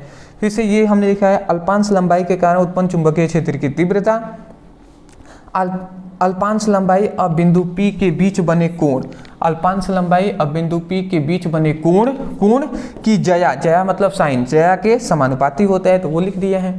तो आशा करता हूं कि आपको आसानी तरीके से ये बातें समझ में आ गई होंगी, ठीक है ना। अब देखिए यहाँ पे भी बी नॉट मतलब dB है, dB है।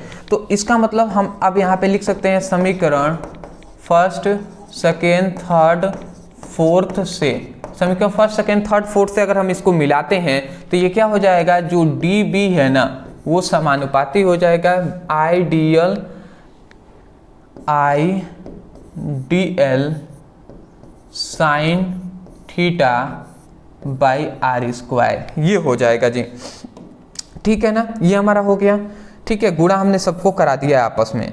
अब देखिए ये समानुपाती का चिन्ह हटता है, इक्वल का चिन्ह आता है, ठीक है ना। एक और बात मैं यहाँ पे कर दूँ, इसको मैं हटा देता हूँ इधर से, ये समझिएगा। इसके बाद हम लिख रहे हैं तो यहाँ पर dB जो होगा समानुपाती का चिन्ह हटता है, इक्वल का चिन्ह आता है।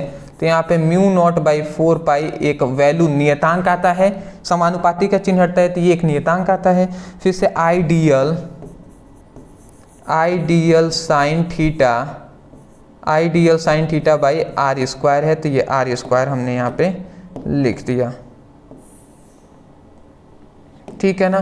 तो ये हमारा क्या हो जाएगा, ये हमारा आंसर हो जाएगा, ठीक है ना। ये हमारा आंसर हो जाएगा, ठीक है ना, बायो-सेवर्ट के नियम का, ठीक है ना।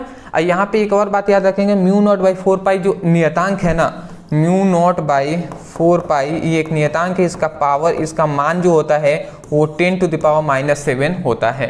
तो यही है बायो-सेवर्ट का नियम जो कि हमने यहाँ पे बताने का, समझाने का प्रयास किया है। अदरवाइज समझ में आ गया है तो एक और रिक्वेस्ट है आपसे, अभी तक आप वीडियो में बने हुए हैं तो चैनल पे नए होंगे ना, तो रिक्वेस्ट है आपसे कि चैनल को सब्सक्राइब कर दीजिएगा, क्योंकि आपकी सपोर्ट की हमें बहुत ज़्यादा आवश्यकता है, ज़रूरत है हमें। तो इतना कर देंगे तो मैं समझूंगा कि आपने मेरा मतलब मुझे पढ़ाने का, आपने जो हम कह सकते हैं कि जो प्रॉफिट है वो आपने दे दिया। अदरवाइज मैं तो आपसे पैसे तो मांग नहीं रहा हूँ, ठीक है ना, कि पढ़ाने के लिए मैं पैसे मुझे दीजिए। तो कम से कम इतना आप कर देंगे सपोर्ट करने के लिए, चैनल को सब्सक्राइब करने के साथ साथ आप अपने जो दोस्त हैं कम से कम 5 दोस्तों के पास इस वीडियो को लिंक को शेयर कर दीजिएगा, ठीक है ना। अभी आप कर दीजिए, फिर से आप देख लीजिए इस वीडियो को, या अपने ग्रुप में भी सेंड कर सकते हैं, ठीक है ना। चलिए आप स्क्रीनशॉट ले लिए हैं, आगे बढ़ते हैं। पहले स्क्रीनशॉट ले लें, बहुत ही अच्छी बात है जी। नेक्स्ट, अब हमारा यहाँ पे आता है एम्पियर का परिपथीय नियम। ये हमारा बहुत ज़्यादा इंपॉर्टेंट है। देखिए यहाँ पे 2 क्वेश्चन कह दिया। सबसे पहली बात, एम्पियर का परिपथीय नियम क्या है ये हमें बताना है। उसके बाद कह रहे हैं एम्पियर के परिपथीय नियम के उपयोग करके एक अनंत लंबाई के सीधे धारावाही चालक तार के कारण उत्पन्न चुंबकीय क्षेत्र की तीव्रता का सूत्र की स्थापना मतलब करना है। करते हैं ना, चलिए कोई नहीं जी, करते हैं। समझिएगा, सबसे पहले हमें यह समझना है कि एम्पियर का परिपथीय नियम होता क्या है, पहले हम ये समझते हैं, ठीक है ना। देखिए यहाँ पे हमने कहा है कि इस नियम के अनुसार, मतलब एम्पियर के परिपथीय नियम के अनुसार, किसी धारावाही चालक के कारण उत्पन्न बंद चुंबकीय क्षेत्र के किसी बिंदु पर चुंबकीय क्षेत्र की तीव्रता का पृष्ठीय समाकलन परिपथ में प्रवाहित धारा के μ0, मतलब परिपथ में प्रवाहित धारा का μ0 गुना होता है। समझिएगा, समझे रहेंगे ना तो आपको सब समझ में आ जाएंगे जी, ठीक है ना। मान लेते हैं ये क्या है दोस्त, ये हमारी एक क्या है, अनंत लंबाई का एक चालक तार है जिसमें हमने I धारा यहाँ से प्रवाहित किया है। अब जाहिर सी बात है, ये मैं आपसे पूछना चाहूँगा या कहना चाहूँगा कि ये बताइए, जब इसमें हमने धारा प्रवाहित किया है, ठीक है ना, इसमें हमने धारा प्रवाहित किया तो इसके चारों ओर क्या होगा जी, इसके चारों ओर क्या होगा, इस तरीके से चुंबकीय क्षेत्र उत्पन्न होगा, ठीक है ना। धारा प्रवाहित किया है तो विद्युत क्षेत्र भी उत्पन्न हुआ होगा और चुंबकीय क्षेत्र भी उत्पन्न हुआ होगा। मैं थोड़ा सा गोले में बना रहा हूं,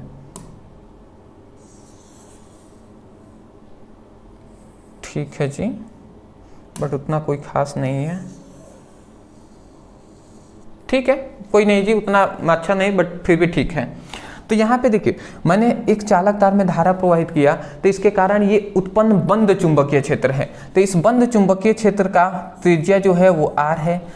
r दूरी पर एक यहाँ पे बिंदु है जो है P, ठीक है ना। इसी बिंदु P पर हमें क्या करना है, ये एक बिंदु है, ठीक है ना, जो अल्पांश इस बिंदु पर, मतलब ये जो चुंबकीय क्षेत्र है ना, तो ये एक अल्पांश है यहाँ पे dl है, एक अल्पांश, एक छोटा सा ये पृष्ठ हमने यहाँ पे ले लिया, ये अल्पांश है जो है dl।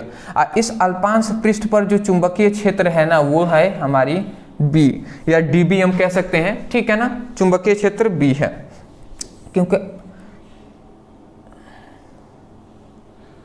इस अल्पांश लंबाई पर चुंबकीय क्षेत्र क्या है, b है।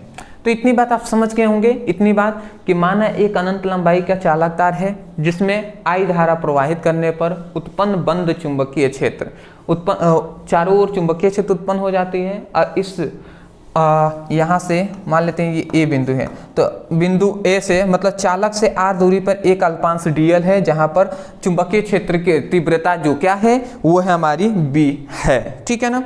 तो एम्पियर का परिपथीय नियम क्या है जी, एम्पियर का परिपथीय नियम जो है ना वो ये है जी, समाकलन B dl equal to mu not into I, यही तो है जी। देख लीजिए, आप देख लीजिए, इसको अच्छे से देख लीजिए, यही इसी से हमने ये नियम बोला है। देखिए मैं आपको थोड़ा सा समझाना चाहूँगा, ये क्या है, पृष्ठीय समाकलन है, एक बंद पृष्ठीय समाकलन है। यहाँ पे ये क्या है, लंबाई है, अल्पांश लंबाई जो है dl, ठीक है ना, अल्पांश लंबाई है जो है dl, ठीक है ना। और ये क्या है, b क्या है, चुंबकीय क्षेत्र की तीव्रता है, ये म्यू क्या है, विद्युत धारा है, ये क्या है, म्यू नॉट है। तो हम यही कह रहे हैं, क्या हम कह रहे हैं कि एम्पियर के परिपथीय नियम के अनुसार किसी धारावाही चालक, किसी, ये क्या है, एक धारावाही चालक है ना जिसमें धारा प्रवाहित है, तो किसी धारावाही चालक के कारण उत्पन्न बंद चुंबकीय क्षेत्र कि किसी बिंदु पर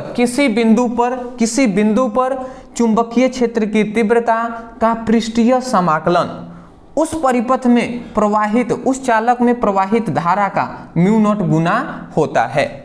तो यही तो बात हमने कहे हैं, ठीक है ना।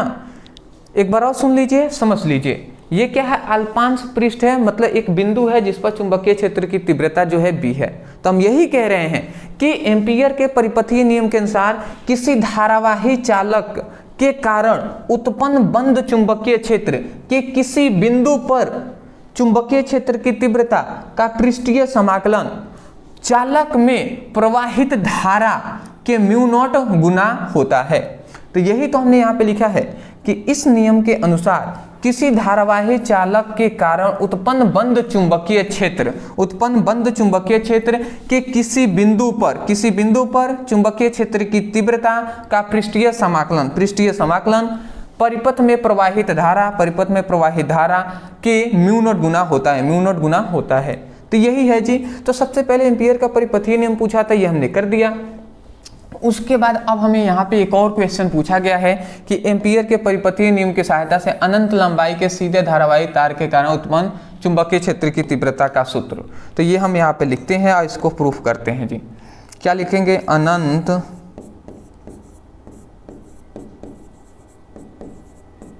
लंबाई के कारण अनंत लंबाई के सीधे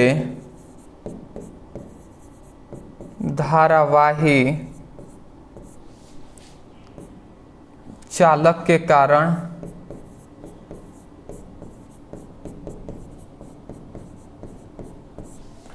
उत्पन्न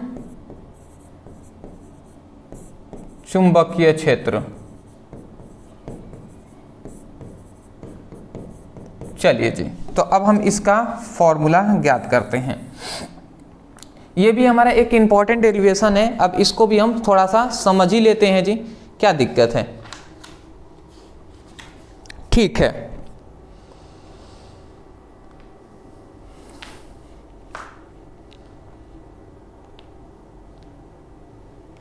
ठीक है।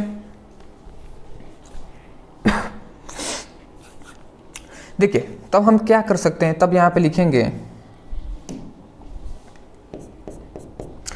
एम्पियर के, चूंकि हम जानते हैं एम्पियर के परिपथीय नियम से हम जानते हैं, यहां पे मैं अलग कलर ले रहा हूं, सॉरी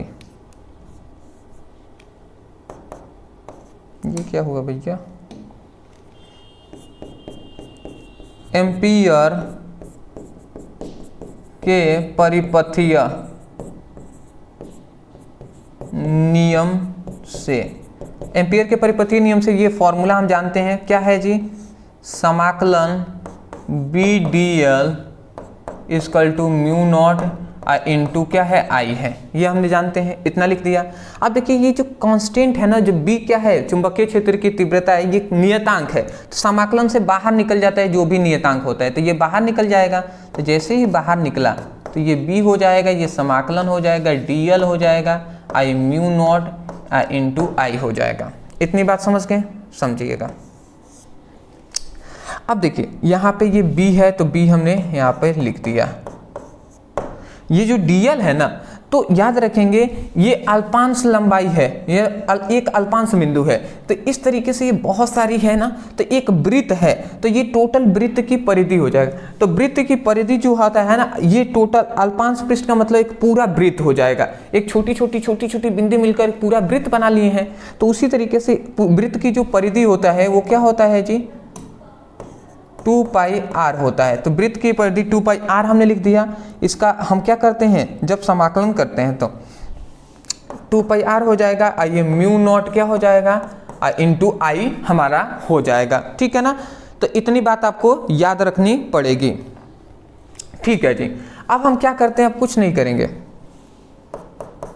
ये बी हो गया, ये म्यू नॉट, यहाँ पे देखिए म्यू नॉट है इंटू आई है, ये 2 पाई आर है, तो ये हमने लिख दिया। ये इधर गुणा में था, इधर आ गया तो भाग करा लिया।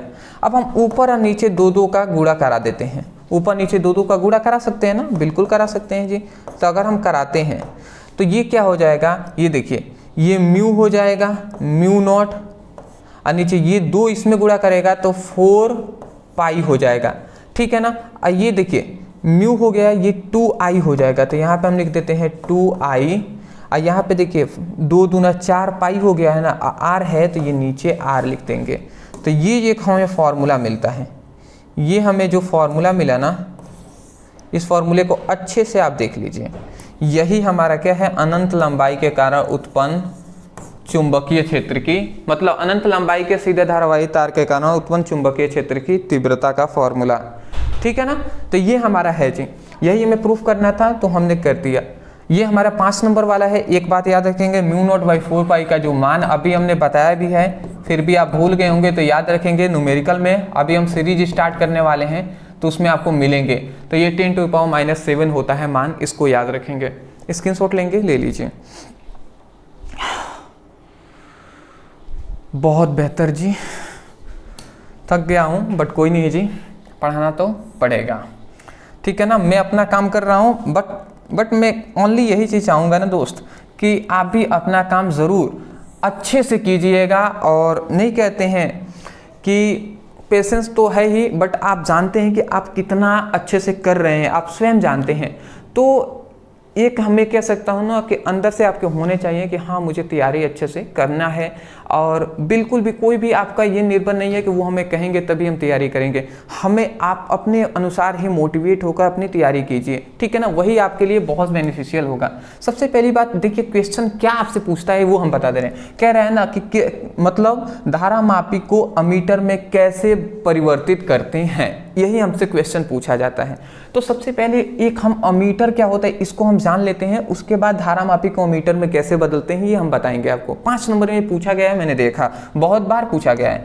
तो सबसे पहले अमीटर क्या होता है, तो अमीटर एक उपकरण है, मतलब मशीन है, जिसकी सहायता से जो विद्युत परिपथों के बहने वाली विद्युत धारा का मान ज्ञात करते हैं। मतलब अमीटर क्या है, एक क्या है, अमीटर क्या है, एक उपकरण है जिसकी सहायता से कोई भी चालक तार है या विद्युत परिपथ है तो उसमें धारा बह रही है, धारा मान लेते हैं आई बह रही है, तो कितनी धारा बह रही है उसका मान हमें पता करने में किया जाता है अमीटर का प्रयोग। ठीक है ना। अमीटर मेरे पास होगा, ठीक है ना, बट अभी मैंने लिया नहीं है, नहीं तो मैं आपको दिखाता, ठीक है ना। मेरे पास अमीटर है, उससे हम धारा को माप सकते हैं कि कितने वोल्ट की आपके में धारा आ रही है, मतलब कितने एम्पियर की, ये सब बताता है जी। चलिए अब हम जानेंगे धारा मापी को मीटर में कैसे बदलते हैं। तो यहाँ पे लिखा गया है धारा मापी को मीटर में रूपांतरित करने के लिए, मतलब बदलने के लिए, देखिए कह रहा है कि उसकी कुंडली के साथ समांतर क्रम में एक कम प्रतिरोध के तार को जोड़ लेते हैं, ठीक है ना। समझिएगा, मतलब जैसे मेरे कहने का मतलब ये है कि ये एक क्या है, धारा मापी है, ये क्या है, धारा मापी है, ठीक है ना। धारा मापी को G से प्रदर्शित करते हैं, जिसे गैल्वेनोमीटर भी कहते हैं। तो ये धारा मापी है। अब इस धारा मापी में हम क्या करते हैं, कम प्रतिरोध के तार को जोड़ देते हैं। यहाँ पे कम प्रतिरोध वाली हम इसमें तार को जोड़ देते हैं। तो ये कम प्रतिरोध का तार है जो है S, ठीक है ना। ये क्या है, मैं यहाँ पे लिख दे रहा हूँ, ये क्या है, कम प्रतिरोध की तार है, मतलब कम प्रतिरोध का तार है, प्रतिरोध का तार है, कम प्रतिरोध का तार है, जिसे हम क्या कहते हैं, एक और नाम से जानते हैं, शंट के नाम से भी जानते हैं, ठीक है ना। और ये किस तरीके से जुड़ा है, ये प्रतिरोध, कम प्रतिरोध है ना, ये समांतर क्रम में जुड़े हुए हैं। तो हम यही कह रहे हैं कि जब धारा मापी को अमीटर में रूपांतरित करने के लिए धारा मापी के साथ समांतर क्रम में एक कम प्रतिरोध के तार को जोड़ दिया जाता है, तो धारा मापी अमीटर में बदल जाता है। ये धारा मापी है ना, ये अमीटर में अब बदल चुका है। तो इस तरीके से करते हैं जी। इसको लिखने के बाद आपको इसको फिगर बना लेना है। अब समझिएगा, इसको डेरिवेशन भी हमें करना पड़ेगा, प्रूफ जान लेते हैं। यहाँ से हम आई धारा यहाँ पे प्रवाहित कर रहे हैं इस चालक में। तो देखिए यहाँ से दो रूट है, एक तो इधर बहने वाली, एक इधर बहने वाली। आई धारा प्रवाहित कर रहे हैं तो गैल्वेनोमीटर में जा रहा है, तो मान लेते हैं इधर आई जी धारा बह रही है। तो मान लेते हैं आई में से आई जी धारा इधर बह गई, तो इधर क्या बहेगा, तो आई जी इधर बह गया, तो आई माइनस आई जी इधर बहेगा, आई माइनस आई जी इधर बहेगा। बात आप समझ रहे हैं ना, आई माइनस आई जी इधर बहेगा। नहीं समझे, मान लेते हैं इसमें से 5, मान लेते हैं ये रूट है, ठीक है ना, ये रूट है, समझिएगा। मान लेते हैं 10 एम्पियर की धारा हम इससे बहा रहे हैं, इधर मान लेते हैं 6 एम्पियर बहा, तो इधर अब कितना बहेगा, तो इधर 4 ही न बहेगा जी धारा। तो आप कहेंगे कैसे 4 आया, तो 4 तभी ना आएगा, 10 में से 6 को घटा दिए, 10 माइनस 6 कहीं है, तभी तो 4 आया है। तो उसी प्रकार आई में से आई जी तो इधर बह गया, तो इधर कितना बहेगा, तो आई माइनस आई जी करेंगे तो जितना बचेगा वही बहेगा। तो ये हो गया जी। तो वही बात हमने यहाँ पे किया हुआ है, ठीक है ना। तो इस बात को आपको याद रखना पड़ेगा, ठीक है ना, इस बात को आपको याद रखना पड़ेगा, ठीक है। अब एक और बात हम जानते हैं कि R = V/I होता है, ठीक है ना। तो एक हम फॉर्मूला जानते हैं, वो क्या जानते हैं, ओम के नियम से V = क्या होता है, R × I होता है, ये बात हम जानते हैं। तो एक और बात हम जानते हैं क्या, कि जब याद रखेंगे, जब धारा मापी और कम प्रतिरोध का तार समांतर क्रम में संयोजित होता है, ठीक है ना, जब धारा मापी और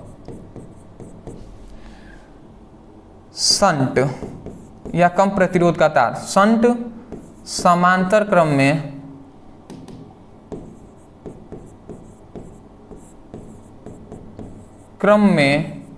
क्या होते हैं, संयोजित होते हैं,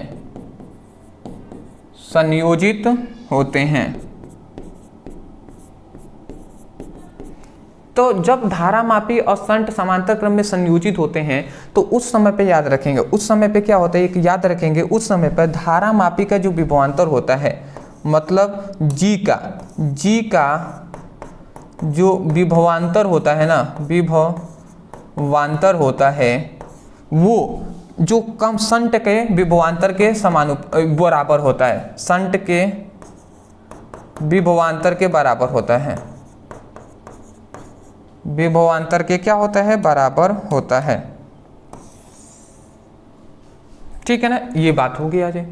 अब हम आगे बढ़े तो समझिएगा, हम जानते हैं विभवांतर V = R × I होता है। तो देखिए इसके लिए अगर हम ज्ञात करें धारा मापी के लिए, तो इसका देखिए धारा मापी क्या है, जी है, तो प्रतिरोध क्या है, इसके आर ही धारा मापी का प्रतिरोध जी ही है, ठीक है ना, तो जी है लिख दिया। और इसके संगत जो धारा अब है ना, तो धारा देखिए आई जी है, तो आई जी हमने यहाँ पे लिख दिया। और इसका देखिए अब शंट के लिए देखेंगे तो ये शंट का प्रतिरोध जो है एस है और धारा है आई, तो ये हम लिख देंगे एस आई माइनस आई जी लिख देंगे। इतना हमने कर दिया ना। अब समझिएगा, अब हम ये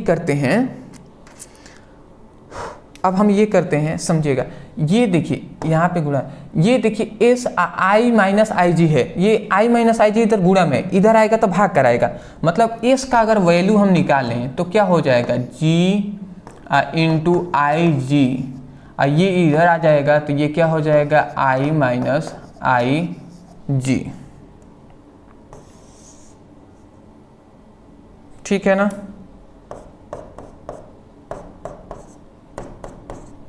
ठीक है, तो ये हमारा आंसर हो जाएगा, ठीक है ना। ये हमारा जो कम प्रतिरोध का मान हम कैसे ज्ञात करेंगे, ये हमें एक फॉर्मूला होता है, इसको आप तैयार कर लेंगे। ये मोस्टली आपको करना पड़ेगा, तब 5 नंबर आपको मिलेंगे जी। तो आशा करता हूँ आप समझ गए होंगे, स्क्रीनशॉट ले लें पहले, इंपॉर्टेंट बात है, उस पर हम डिस्कस करेंगे जी, ठीक है ना। चलिए, तो चलिए दोस्तों, आज के लिए इतना ही हम रहने देते हैं। ये हमारा अब कंप्लीट हो गया है, 5 नंबर वाले चैप्टर 1 से 5 तक के कंप्लीट हो गए हैं। अंत में जो भी स्टूडेंट अभी तक देख रहे हैं उनसे केवल आपसे रिक्वेस्ट है, आप कमेंट में कर दीजिएगा कि चैप्टर 6 to 10 वीडियो लाइए, ठीक है ना। इतना आपको कमेंट करना है कि फिजिक्स चैप्टर 6 to 10 वीडियो लाइए, इतना आप कमेंट कर दीजिएगा। मैं देख लूँगा कि बहुत सारे स्टूडेंट जो हैं वो अच्छे तरीके से सीरियस है अपने पढ़ाई के प्रति, तो इतना आप कर देते हैं ना, बहुत है। डिस्क्रिप्शन बॉक्स में 3 नंबर 2 नंबर वाले का लिंक हमने दे दिया है। यदि अभी तक आपने स्टडी नहीं किया है संपूर्ण किताब की, तो वहाँ पर आप जाकर स्टडी कर सकते हैं।